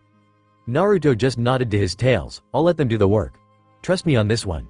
You try and rip his head off in the meantime. If it doesn't work. The fox-like Ijukas went quiet, not finishing his sentence. Grimjow smirked. If he kills you, I'm taking him down with me. Hey, you're making me tear up, Grimjow. Naruto joked. Grimjow just growled in frustration while Naruto readied himself. I can't move as fast as you, so it'll take a few seconds. Be ready. Got it. Grimjow replied. Naruto kicked up a plume of sand as he darted towards Alessandro, teeth bared as he did so. That's the way, Niño. Show me some of that power of yours. Prove to me you want to win. The Arrancar shouted as he got into a stance. Naruto was about 20 feet away when he spun in midair, his tails lashing out and extending further than normal. Alessandro was not prepared for this attack, and was caught by both wrists and around the waist as the Fox Ijukas pulled him in. How's that, Arrancar-san? Naruto spoke, laughter in his voice. Didn't expect an Ijukas to outsmart you, huh? Alessandro just smirked. You think this will hold me down, Ijukas? Not for long, no, just a few seconds, probably. Naruto replied, his tails twitching as they fought against the Arrancar's superior strength. I'm not afraid of you, and if this ensures that at least my friend will be able to nail a hit on you, that's fine by me. Alessandro raised an eyebrow and felt the presence of the other Hollow behind him. He turned his head to see an open maw lunging at his throat. Quicker than either were able to see, Alessandro broke free of his restraints. Grimjow felt a fist connect with his ribs, and Naruto was slammed hard in the back by an axe kick. Both were unconscious when Dordoni reappeared, dusting himself off. To think. The Arrancar began, two Ijukas that were willing to die for each other.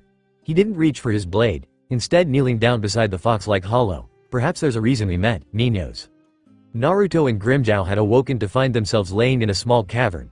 They looked around, only to find the others that made up their small group were standing around them. You two were found out cold in a canyon. Shalong spoke, his clawed hands flexing. Someone did a real number on you too. Grimjow stretched a bit as he looked to the group. Was anyone else around? No, Grants replied, just you two. We felt a powerful presence a ways off, but it got weaker. Naruto shook his head a bit before speaking. I think our assailants spared us, Grimjow. Grimjow grunted while assessing himself to see if he suffered any wounds. Looks like it. Big mistake. Next time I see him, I'm going to kill him. Actually, Grimjow. Naruto began. Maybe we should go back to that Las Noches. What? Grimjow questioned. Are you getting delirious on me, Naruto? I know you got hit hard a few times on the head in the past, but seriously? Naruto sat up on his haunches. Yeah, I'm serious. You saw how powerful he was. I'm guessing that whatever made him the way he was, we can probably do the same. Arrancar are just advanced versions of us, right? Why can't we do the same? Grimjow was quiet as he contemplated Naruto's words. I wouldn't say they're advanced versions of us. They say that once you become an Arrancar, there's no going back. Yeah, Naruto agreed. Still, why would we want to go back? We're both pretty strong. Just imagine what we could become if we all learned how to go a step further. We're not even Vasto Lords, Naruto. How can we improve ourselves further if we rip our masks off before reaching the peak of our powers? The feline hollow argued. Naruto saw Grimmjow's point. Would they be able to gain more strength after they became a Rankar, or would they just maintain a certain level of power? He wasn't sure, but he wanted to know more. I'm not sure, but we should go and find out. Naruto admitted. You could tell he was holding back on us, Grimmjow. The guy was dancing. I mean, come on, he wasn't taking us seriously, and he had the power to back up his stupid antics. Naruto slammed a paw on the ground. Damn it, Grimmjow, we could use that kind of power. All of us could. No one would underestimate us anymore if we had that kind of power. Yeah, maybe you're right. Grimmjow nodded. I guess maybe we could become a Rankar. He stood up on all fours, looking to the others. We're going to Las Noches to seek out more power. If you're not up to it, leave now. Edorad and Grants looked to each other before shrugging, and giving Grimmjow a nod. Shalong just flexed his claws, but otherwise stayed in place. Nakim, being the ever-silent Manos Grande, simply remained in place while rocking from side to side a little. Naruto could have grinned if he had the ability to. Instead he just laughed. Awesome. So we're all in, then. He turned to Grimmjow. Well, I suppose we'd better get going, right? Don't want to keep our friends waiting for us. Grimmjow just snickered. When Sasuke Aizen received a report from his Arankar about two powerful hollows being let go, he had questioned Alessandro on whether he was disobeying orders. Alessandro stated that the two had great potential, and would be great assets to the Arankar forces of Las Noches. Aizen's interest was piqued at that statement. As such, he decided to assign his many guards to keep a close eye on the perimeter, and report any activity before attacking. When he received a report from Chiruchi that 1 Jillion and 4 Ajukas had decimated the guards of Las Noches, he smiled. 2 Ajukas among the 4 fit the description from Dordoni, and thus he was interested in seeing what would result from this. Just as expected, Aizen mused to himself as he gave the order to let the 6 hollows enter the white walls of Las Noches. So, you claim that you wish to become a Rankar? Aizen inquired, looking down on them from his throne. Perhaps I'll allow this, but I must ask, how will this help me? Naruto looked up. Well, what were you hoping for? The traitorous captain smiled. Your loyalty to me, perhaps, son of a bai. Shut it, Grimmjow. We're not in a position to gripe. Naruto spoke in a hushed tone, looking to the captain. This Aizen guy oozed power, he could smell it. Loyalty in what sense? Serve as my soldiers and I'll offer you a chance to gain power that surpasses what most hollows can only dream of. Aizen replied, looking down upon the group of 6 hollows. So, what is your decision? Naruto looked to the others. None of them objected, though Grimmjow looked a bit irked to bow to anyone. The fox hollow closed his eyes, and sighed. These words would forever change his existence. We accept your offer, Aizen-sama. Naruto-kun, focus, I am trying, but, Not yet, Naruto, please, Nel-chan, I can't hold. Naruto Uzumaki, don't you dare release it ye, ga. Damn it, Naruto opened his palm and blasted a Sero that scorched the sands, creating glass. He panted heavily, blinking as sweat stung his eyes. Sorry, Nel-chan. Nel sighed. Naruto, you have to learn to contain and compress your power. I won't deny that your Sero is very powerful, but it could be worlds better, too. She walked up to him, staring at his right arm. Your arm got burnt. Naruto tried to conceal the slightly scorched arm. Nothing to worry about. Just a little training with Grimmjow earlier today. He kept smiling even as Nel held out her hand. Nel, I swear, it's... Let me see. Now. Naruto sighed as he let Nel examine the rather large burn mark on his right forearm. How did you get this? I've been working on a technique that can let me deflect an enemy's attack and send in the opposite direction while applying a small portion of my own power to it. Naruto replied, it's still a work in progress, but I think I've gotten the energy takeover process almost complete. Grimmjow's a great partner too, since he enjoys fighting, and gives me various sized energy blasts when he attacks me. The Tercera shook her head, so as long as you don't get yourself killed, I won't object. She worked up some saliva and drooled it onto his wound. Naruto felt a light tingling before the burning sensation vanished. He had come to terms with his superior and lover's strange healing ability, finding it to be one of the many oddities about her that attracted him to the Tercera. Thanks, Nel-chan. Naruto smiled. Nel just gave playful ruffle of his hair. Hey. Nel silenced his complaining when she placed her lips over his own.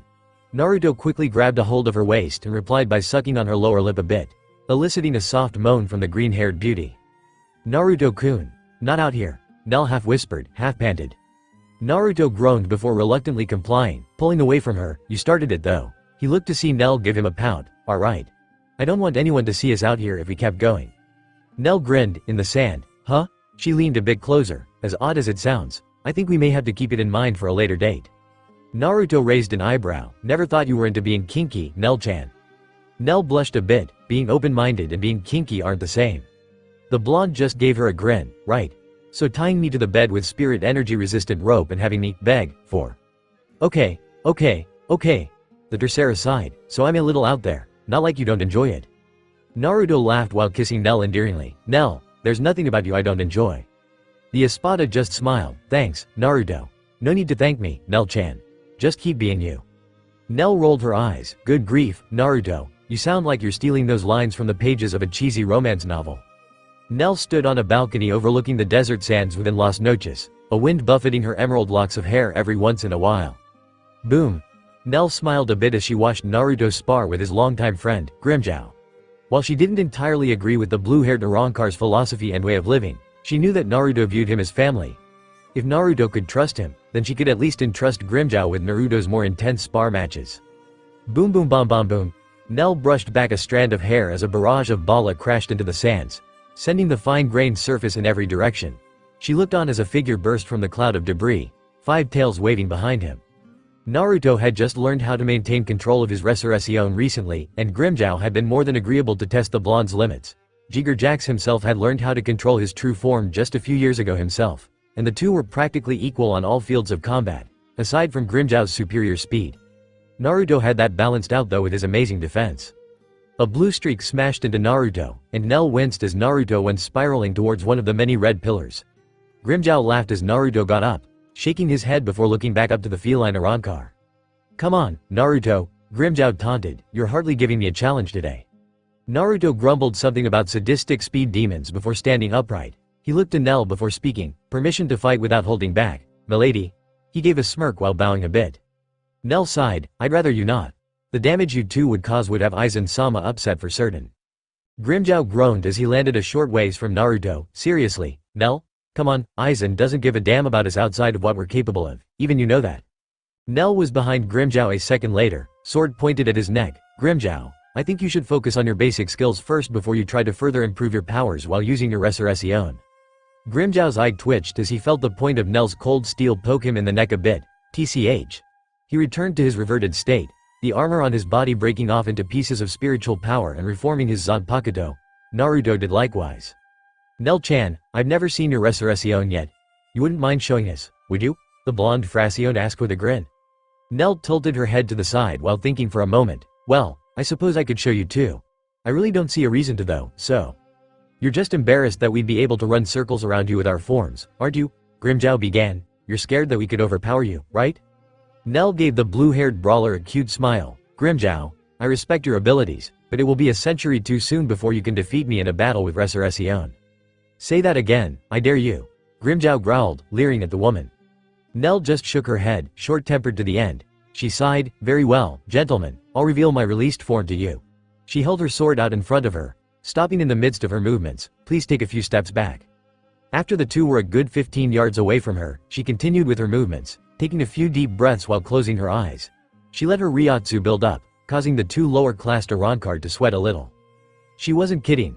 Grimmjow spoke, she's already on par with us, and she's not even finished yet. Yeah. Naruto shook his head, as peaceful as she is. Her power is terrifying. I've never seen her use her released form before. Nell's eyes opened, the kindness and warmth now flashing with power and merciless intent. Declare. A faint pink aura enveloped her, Gamuza. Naruto and Grimmjow's eyes were blinded as the faint pink light became a bonfire. The two backed up further as winds blasted at them. This is her power? It's insane. Grimmjow nodded in agreement. Is she really this strong? The light faded, and before them stood a figure with a body belonging to an ungulate of sorts. She looked to the two, and Naruto immediately felt a massive weight fall upon his shoulders. His breath hitched a bit as she intensified her power. Release your resurrection, both of you. Grimmjow's lips curled. Yudo nodded. Both drew their blades, and called forth their power. Grind, Pantera, Ravage, Rey de Zoros. Soon enough, the three Arrancar stood, all in their released states. Nell hefted her lance onto her right shoulder before speaking again. Come at me with everything you have, but only if you intend to defeat me. She gripped her lance tightly as she continued. Should either of you hesitate, even for a second, I will crush you until you can hardly move. Her eyes flashed, a thunderstorm brewing within her brown orbs. Is that understood? Grimmjow laughed. Now that's more like it. He didn't even wait for a signal to attack, leaping forward with supersonic speed. Naruto did likewise, extending his claw-like projections on his wrists as he approached. Nell blurred away. Grimjao's spinning kick going right through the place she had been only moments ago. He turned around and ducked just as the point of Nell's lance brushed through his blue mane of hair. The feline hollow, not one to be outdone, aimed a fist for Nell's face. She caught it with her free hand, a small shudder running through the sands from the impact. Good. Nell began, you're fast, but your defense is in need of improvement. Nell butted heads with the younger Arrancar before bludgeoning Grimjao with the side of her lance. Naruto attempted to catch her with a bala from behind, but Nell spun around, batting the projectile away with her weapon. It went flying off into the fake skies of Las Noches before fading away. Damn it! Naruto grumbled as he got face to face with Nell. He attempted to stab her in the chest, but she blocked any attempts with her lance. He made to kick her in the side, but she disappeared right before him, and the next thing he knew, he saw red as a horrible pain rushed to the back of his skull. He skipped across the sands 3 times before catching himself and righting his stance. He looked to see Nell standing on her forelegs while her back too were raised. That explained why his skull was throbbing at least. Are you going to continue rubbing that sore spot on your head? Came a voice from behind him, or are you just letting me get past you so easily on purpose?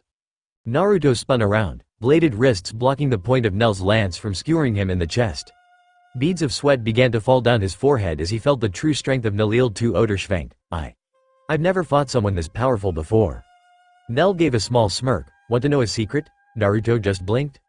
I'm still outclassed by a few others in Las Noches. Nell finished, pressing down upon the lance and causing minor cracks to form on Naruto's armored wrists. He cursed under his breath while attempting to push her back. Nell suddenly blurred away, a moment later Grimjao's fist going through the place her head would have been. He growled and looked to Naruto. How the hell is she moving that fast while hauling around that giant lance? Hell if I know. Naruto replied, Grimjao, I don't think we can do this going at her one at a time. She's treating this battle here like a lesson or something. Figures. She always has to have something attached to her reason to fight. The blue-haired Arrancar looked off to see Nell standing on top of one of the pillars. Alright, genius, what's your plan? I didn't really have a plan to start with. I was thinking we just attack at the same time. That sound okay? The blonde replied with a flick of his 5 tails. Fine by me.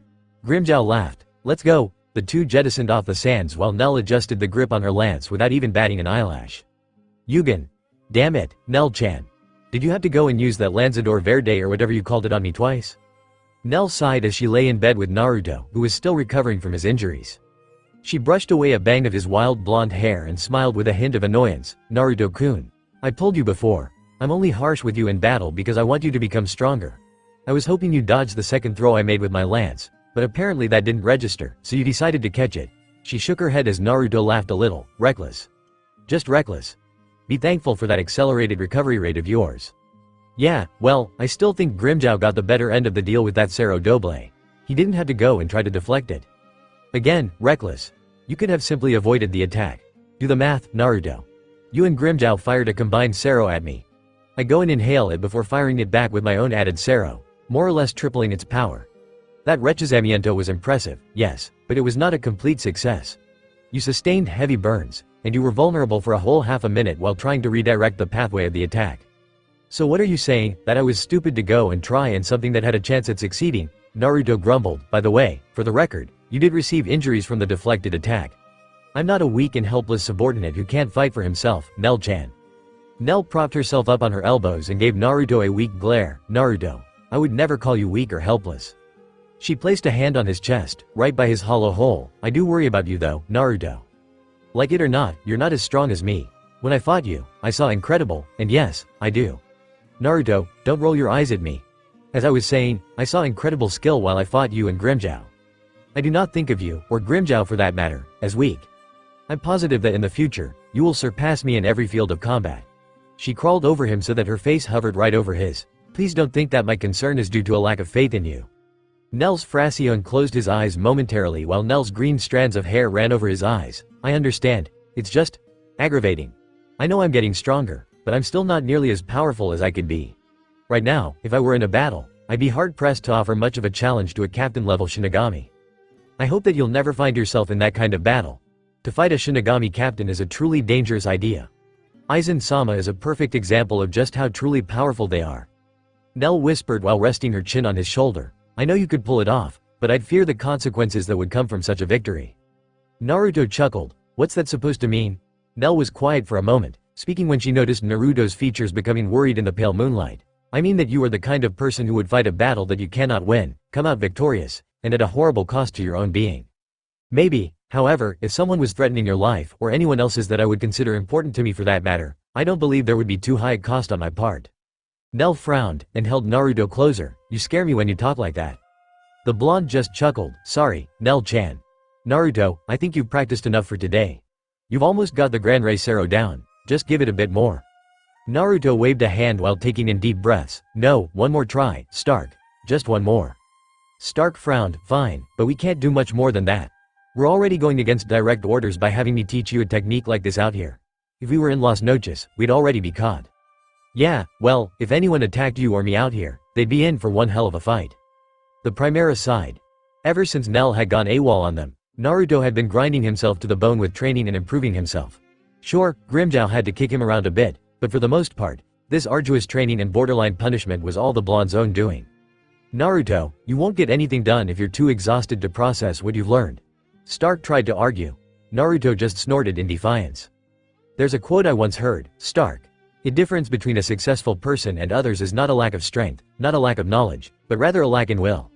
I don't care how long it takes me, I'm going to get this technique down. Naruto flexed his wrists a bit while preparing himself again.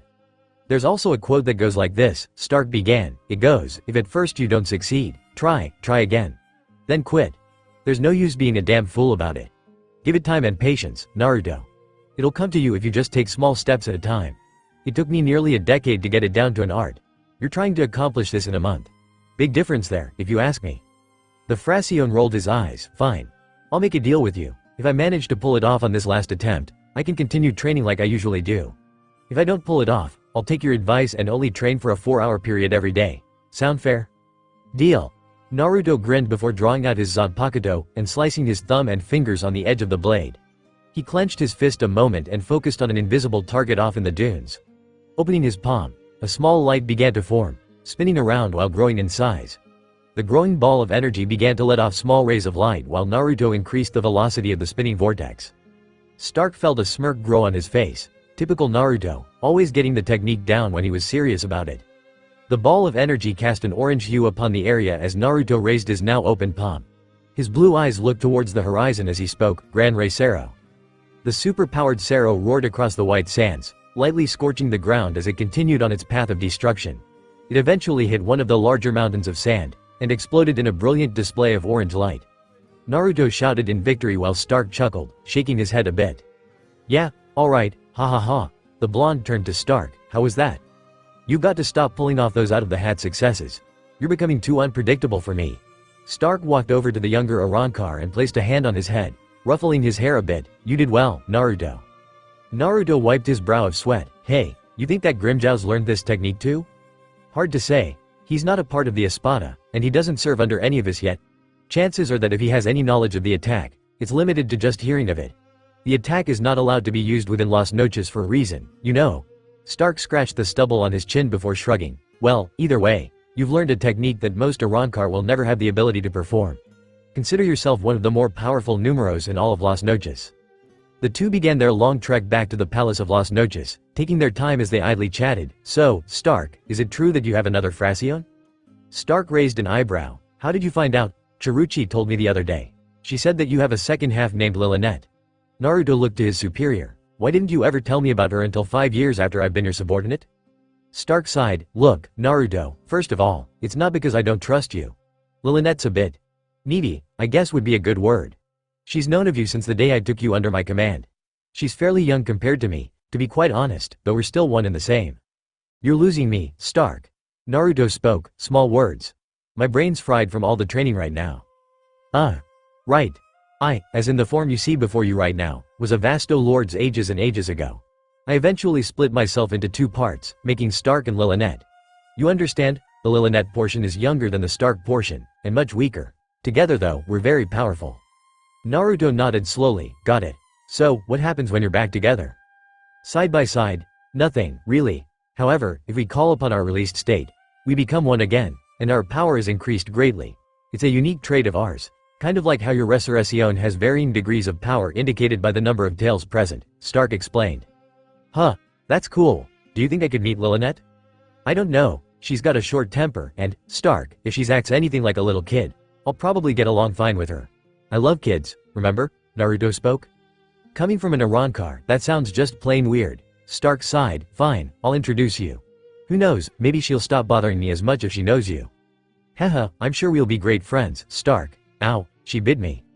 Stark dragged his hand across his face as Lilynette laughed at Naruto's pain. Hee, serves you right, Blondie. You little snot, I'm going to hog-tie you and leave you out in the dunes for a Manos to devour. How's that sound?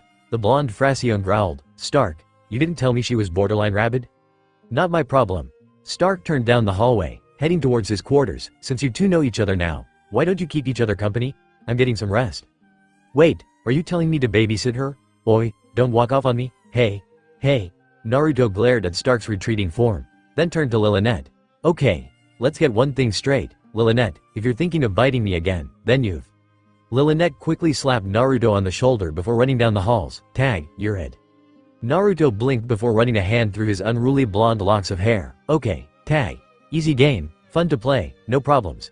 She's like a kid who just wants some attention, that's all. Your whisker marks make you look like a kitten.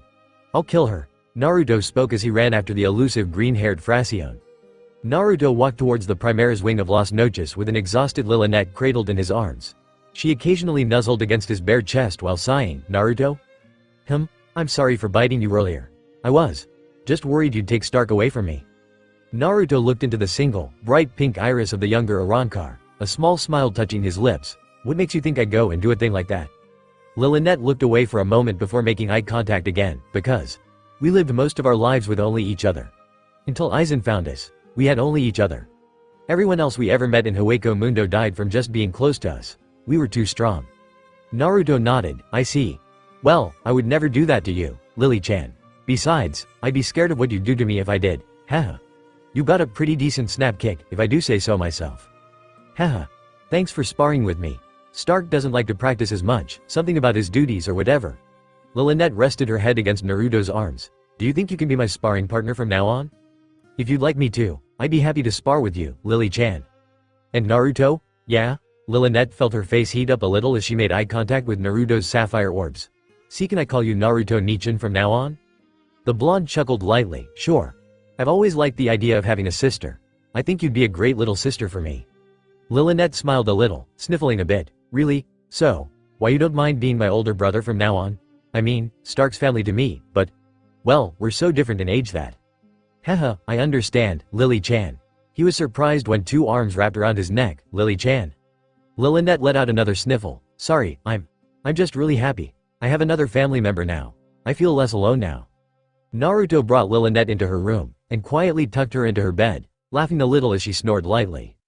It scared him how happy he was feeling right now. Having someone who will depend on you, ask you for help, for guidance, for acceptance. He supposed this was something akin to what sisters felt as they got older. Lilynette, while a bright and energetic Arrancar, was barely capable of combat. She was still young and had years and years of training ahead of her if she wished to be anything remotely close to a challenge in a fight. That fact brought about a very sudden desire to keep her safe. Naruto decided that he would help her as Nell and Stark did for him. He'd teach her what he knew, and let her grow into the Arrancar he knew she could become. He saw the potential within her. It would take time to unlock those doors to her true power, but he knew that as long as she was willing to train hard, she would improve. I don't know if you're aware how much you mean to her now, Naruto. Naruto turned around to see Stark standing at the doorway to Lilynette's room. The blonde smirked. Really? Stark had a serious, though gentle, look on his face. I don't believe I've heard her address another person that way. Ever. For her to see you as family is a big step in her case. The Primera looked to his counterpart and frowned a little. She's got the heart, body, and mind of a child, even though she's probably been an Arrancar for as long as you have. Her total existence though. I'd say she's older than you. Sometimes people hide themselves behind a mask of innocence, pretending that this world isn't as bleak as the rest of us see it. Naruto placed a gentle hand over her mask fragment. I still act that way myself from time to time. I just don't have the ability to believe my own lies anymore. Naruto. Stark began as Naruto headed to the exit. Nell leaving us wasn't her fault.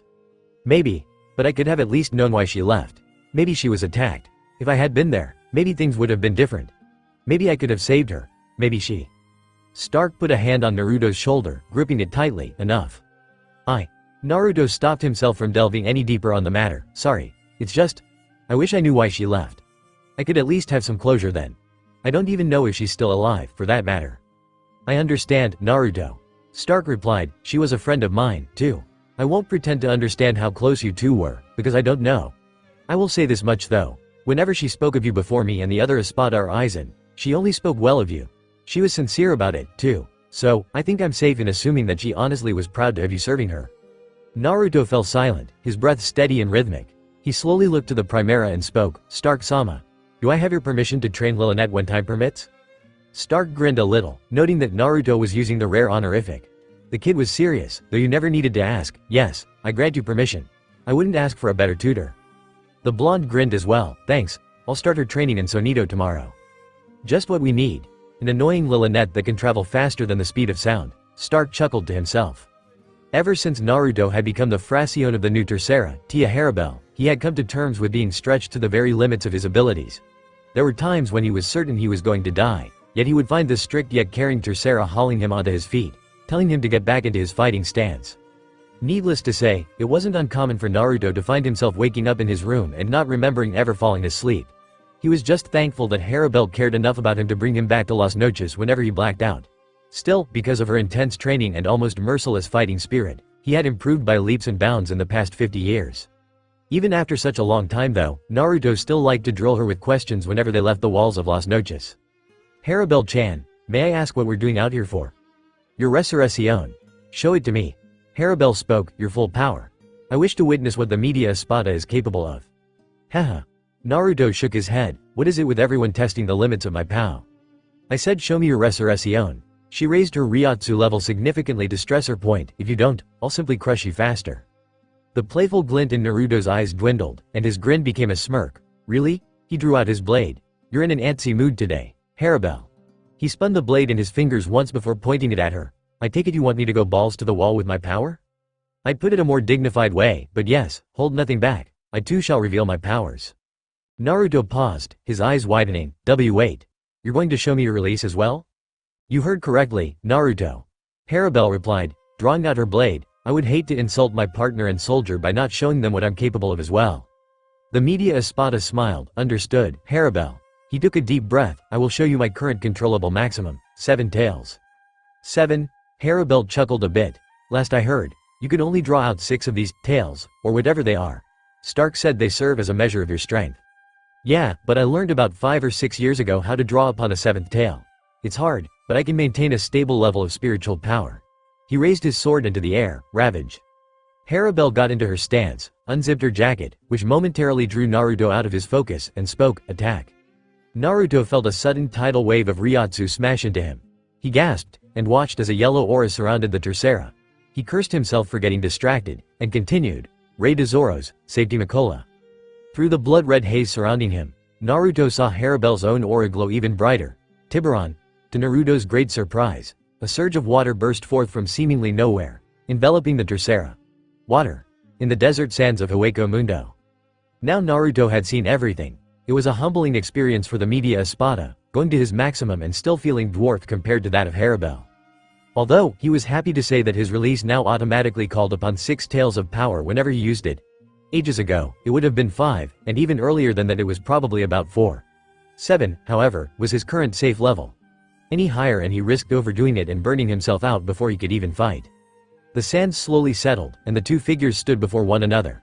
Naruto's muscles were slightly more massive, though he still had his lean and muscular physique for the most part. Other than that, there was little physical difference between this form and his other lower-tailed forms. Haribel, on the other hand, went through a rather drastic change with her resurrección. First and foremost, she now had a large sword attached to a gauntlet, completely covering Haribel's right hand.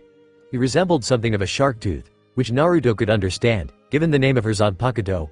While Naruto's attention had immediately gone to the weapon, it slowly trailed to a feature he had never seen before. Her face. Haribel. Your mask. Naruto blinked in astonishment. She was beautiful. It was the first time he had seen what hid behind her mask. Sure, her Gigai revealed her facial features, but a Gigai was a pseudo-body, an imitation. This was the true Tia Haribel. Naruto was scared, awestruck, and joyful, all at once. Being the male that he was, Naruto couldn't help but appreciate the feminine figure she now revealed more openly. Gone were her usual garments, replaced by a miniskirt of sorts. A collar-like adornment that covered her bust only enough that she could be considered clothed.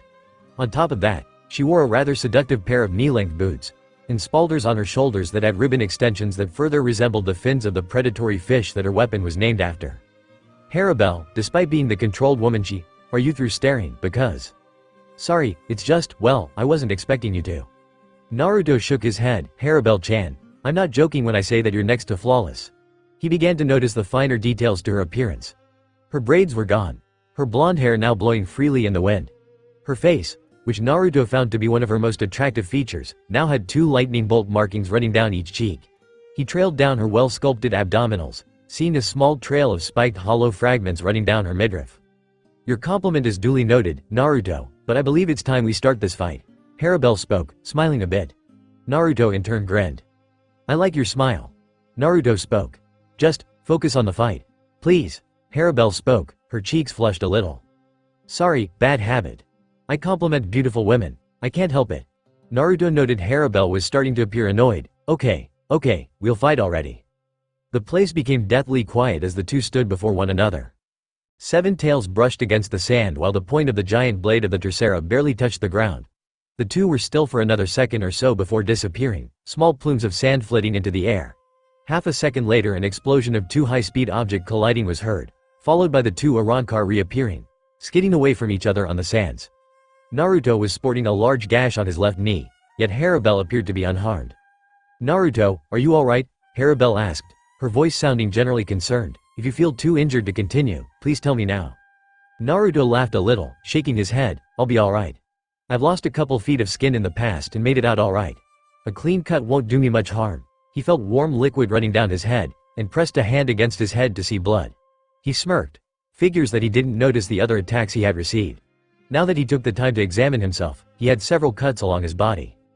Harabelle smirked. I was expecting that kind of response. Fix your stance, and we'll continue.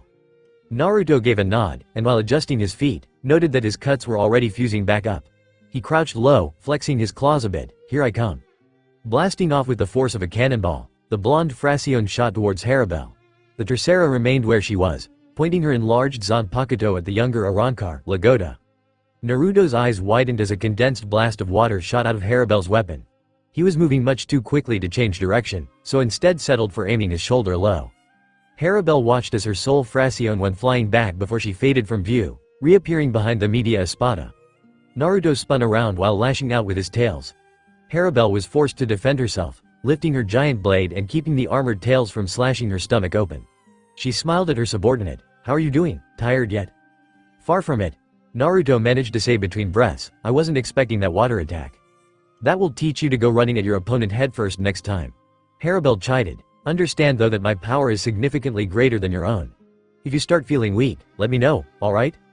Peeved, come on, Harabelle-chan. Give me a bit more credit than that. I'm not weak. I never said you were. I just don't want to kill my subordinate accidentally if they're close to passing out in the heat of battle. The Tercera's smile vanished, cascada. Naruto barely had time to register as a torrent of water shot out of Harabelle's blade. The surrounding area was soon large enough to be considered a large pond. Harabelle floated above the pool of water, waiting for her subordinate and sparring partner to resurface. A dull orange light appeared in the water, and a second later a giant stream of energy shot out of the water.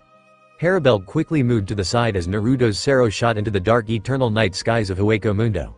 She looked back down to see that Naruto had vaporized all the water with the attack, and was now standing before her, eyes shining defiantly. Naruto vanished and was by Harabelle's side a second later. He ducked under a thrust from Harabelle's sword, and delivered a knee to her stomach, which she didn't even seem fazed by aside from a small grunt of pain. She used her free arm and caught Naruto by the wrist. She kneed him twice in the stomach before quickly letting go and backhanding him. Naruto growled in frustration before he engaged his superior in a round of close combat yet again. The sounds of blocked kicks, punches, and the occasional cracking of armor could be heard. While the battle raged on in the desert, 2 figures stood on a dune a safe distance from the chaos. A flash of light from the fight revealed them to be the 2 halves that made up the forces of the Primera Espadas group. Stark, how come we never fought Naruto Nichin in our Resurrección? Lynette asked, her eyes transfixed on Naruto as he managed to slash a tail across Harabelle's right shin. Naruto wouldn't have stood a chance against us at the time when he was under my command. The Primera replied, the truth is that Harabelle's training has made Naruto double in power in the past decade. It's scary. I've never seen such a rapid rate of growth and power from him before. That's saying a lot, too. Lynette lifted a hand in front of her eyes as an especially large dome of light appeared before a massive whirlwind of said energy began to form. The female Arrancar blinked several times as grains of sand assaulted her vision. How is he doing that? Stark frowned. It looks like he's trying to work on that technique of his again. What technique are you talking about? Naruto Nichan's got several of them. Remember? Lynette spoke as she shook her head a bit to get out the excess sand out of her green locks. Huh? She took another look at the scene in the distance. What is that? He hasn't given a name to it yet, Stark replied. He used it against me once, and it was even smaller at the time. He's not entirely sure what it will become when he's finally got it down to an art, but from what I understand he manipulates wind with this technique. Wind? Lynette repeated. You mean it's an elemental attack? Hardly. Stark replied. That wind is more like his own spiritual energy, harnessed and molded into a new form. That tornado you see over there, Stark nodded to the giant cyclone that now stretched out into the sky. That's Naruto's power. He changes the nature and function of his power so that it becomes wind-like. It does more than that though. At least he says it does. As if on cue, the tornado of wind suddenly expanded to 3 times its size, forcing Stark and Lynette to back off further.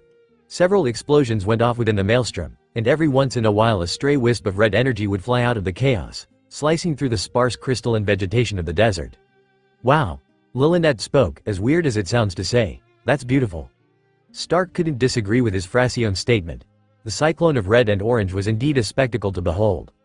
It made a rather soothing, yet high-pitched sound while it spun, like a flute or some other kind of woodwind. It occasionally gave off a bright flash of white light, and a sound like thunder always followed afterwards. I've never seen him do that before, Stark replied. Looks like he must have improved it further. Meanwhile, Naruto was standing just outside of the giant cyclone while Harabelle was attempting to shield herself, having been caught in the eye of the storm. She wasn't moving, yet Naruto could tell it was taking all of her willpower and strength to not get sucked into the attack. This attack that Naruto had yet to name was probably one of the more taxing moves he had in his arsenal. He appeared calm on the outside, but the truth was that he was struggling to keep out losing control. It was a storm of his own creation that he could lose at any moment. If he did that, well, he didn't know what could happen. A flash of yellow light got his attention, and a giant beam of energy shot out of the cyclone, barely missing Naruto. He looked down to see Harabelle holding a single palm in the air, a small ball of light in her hands. She can still fire at me while being caught inside that, Naruto grumbled. He closed his eyes, and decided to end this. Opening his hands and stretching his arms out fully, he began to slowly shrink the gigantic whirlwind. Harabelle knew right away that if she let the walls of the storm catch her, she'd be in trouble. Impressive technique, but too slow. Harabelle spoke, and jumped into the air. She managed to escape the eye of the storm, and now stood just above the powerful winds. Naruto seemed to be surprised by this, and attempted to raise the winds higher into the air. Harabelle moved away, forcing Naruto to expand his attack once more and increase its range. Come on. Just a little further. Naruto spoke to himself, trying to capture Harabelle as she ran from the tornado. Naruto felt his body begin to feel numb, and he was having a hard time keeping focus of his surroundings. Eventually he felt his mind go blank, and his eyes closed just before he fell to the ground and collapsed. At the same time, the winds began to churn and spin erratically. Harabelle turned just in time to see the tornado shrink, and suddenly implode before a powerful shockwave erupted from the storm. She was sent flying back, and landed hard on the sands below. As the winds died down, Harabelle made her way over to her companion's motionless body. She reverted back to her unreleased state, zipping her jacket back up and crouching next to Naruto. Gone were his tails, his armor, and his skull-like adornment. Now he was in his torn vest and pants, breathing steadily, a small smirk on his face. Baka. Harabelle sighed, picking the youthful-looking Arrancar and cradling him. She looked at his face, bangs of blonde hair pointing in every direction. You fought well, Naruto. It's no small wonder why Nalil-sama and Stark regarded you with such praise. Yeah, and it's no small wonder that you're the Tercera. You're still awake, Harabelle said, her voice barely hiding her annoyance. I pick you up and carry you, and you're... Thanks, Harabelle-chan. I think I got the technique down now. Naruto slid out of Harabelle's arms, steadying himself as he stood up with his own power again. I figured out what I'm going to call it. What, your technique? The media Espada nodded. Yep. Tormenta, what do you think? I think, Harabelle began as she helped Naruto as his feet wobbled a bit, that you need to work on it before you start using it in battle. It's strong, but it obviously leaves you drained. TCH, drained? I can still put up a fig hey. Watch it, Naruto exclaimed as Harabelle gave him a light shove, causing him to almost fall over. I stand firm on my conclusion. You're hardly capable of moving, let alone stay standing. She gave him another shove, laughing a bit as he fell over. See? Never saw you as the teasing type, Harabelle-chan. Naruto smirked as he leaned against the tercera as they walked slowly back to Las Noches. I wasn't kidding though, Naruto. You really did well, especially in a fight against an espada using their resurrección. I guess it's true what has been said with you standing at the level of the lower espada. Lower espada? I'm clearly at the rank of at least SXTA. Then again, Grimmjow's still stronger than me, so I guess that's still true. Naruto shrugged his shoulders. I guess I'm just lucky to have such a great teacher. Harabelle's eyes looked to Naruto, and he could clearly tell she was smiling behind her collar and mask. You're quite the flattering one today, aren't you? Harabelle was thrown for a real surprise when Naruto stepped in front of her and wrapped his arms around her. His face rested around on her collarbone, no just being honest. Ah, Harabelle was frozen in place as Naruto looked up. She felt as though his eyes were piercing into her very soul, reading her. He frowned a bit as she continued to stay in place. She eventually managed to gain her bearings a little. Naruto. Naruto looked down. Sorry, I didn't mean to go and hug you like that. Just a spur of the moment thing I guess. Just pretend it didn't happen. Harabelle held his shoulders softly as he pulled away. It's okay. She felt vulnerable under his gaze. You just caught me by surprise there. I guess you're not much of a fan for physical contact like that, huh? I'm an Arrancar, Naruto. I don't think I've been hugged in eons. Naruto gave a nod. It's kind of nice to feel the warmth of another body once in a while. Helps make our lives seem a little less cold and dark. I suppose that makes a bit of sense. Arrancar aren't really supposed to worry about such things, though, Harabelle replied. Really? Naruto asked. I don't see why that should be. We were human too, at one point. Humans can feel, cry, hate, love, and care for one another. Why can't we do the same? Naruto. Naruto put a hand up. I'm not saying you should take my advice, Harabelle. I'm just saying that there's no sin in telling someone you care about them. I care about you, Naruto, cried out a voice. The two turned around to see Lilynette and Stark heading their way. Lilynette sprinting towards the whisker-marked blonde. The media espada laughed quietly. Hey, Lily-chan, Stark. Lilynette jumped to Naruto, who happily accepted her hug, spinning her around once as she laughed. You never told me you had that kind of power before, Naruto-nichan.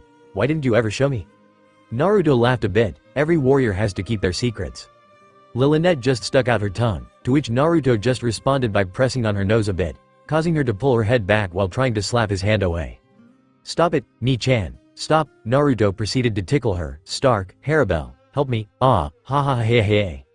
Naruto stopped shortly after Lilynette attempted to bite him. The four continued towards Las Noches, the dome of the giant palace just coming into view.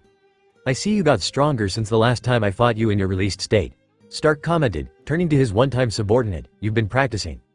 A little bit. It's mostly just mental over physical. If I have a reason to win a fight, I'll win it, the blonde replied. You can't always rely on that logic, Naruto. Harabelle stated, being the voice of reason, it's a noble thought though. Yeah. Naruto looked ahead towards the gigantic palace. Someday, we're going to stop all this hiding and sneaking around. Someday, we'll no longer have to fight just to exist. I want to be around when that day comes. I'd like to see peace for once. Same here. Stark added, it's a damn shame though that peace will probably come with some bloodshed. Such is the way of hollows and shinigami. Harabelle spoke, peace isn't something that one should take for granted. If I have to, I'll see to it that we achieve that peace someday. Naruto continued, I just want to live a life where I can go freely between our world and the world of the living without being hunted down or seen as something that should be killed. I'll bring peace to us all. That's a big claim there, Naruto, Stark stated, a small grin on his face. No, Naruto replied, it's a promise. Naruto, hey. The blonde Arrancar shook his head, turning to his left a bit. Grimmjow was by his side, running towards the tower ahead of them. Sorry, Grimmjow. Just spacing out there for a minute. Yeah, I can tell. You were getting that far off look in your eyes. Grimmjow replied, what's up with you? I was just thinking back on a few things. How far we've all come since we first became Arrancar. The media espada answered. Yeah, well better get your thoughts together pretty damn quick. I just felt Kurosaki and Ulquiorra's Grimmjow snapped. I think Ulquiorra just called upon his resurrección. I feel that too. Naruto looked ahead to see a giant hole in the roof above. Uh-oh. Grimmjow, I think we better get to Ichigo, and fast. You think? Grimmjow growled, come on, the last thing we need is for that idiotic Shinigami to become a grease stain under Ulquiorra's feet. Right. The two raced up the tower, unsure of what to expect on the other side of the roof, but prepared to take it on, whatever it may be.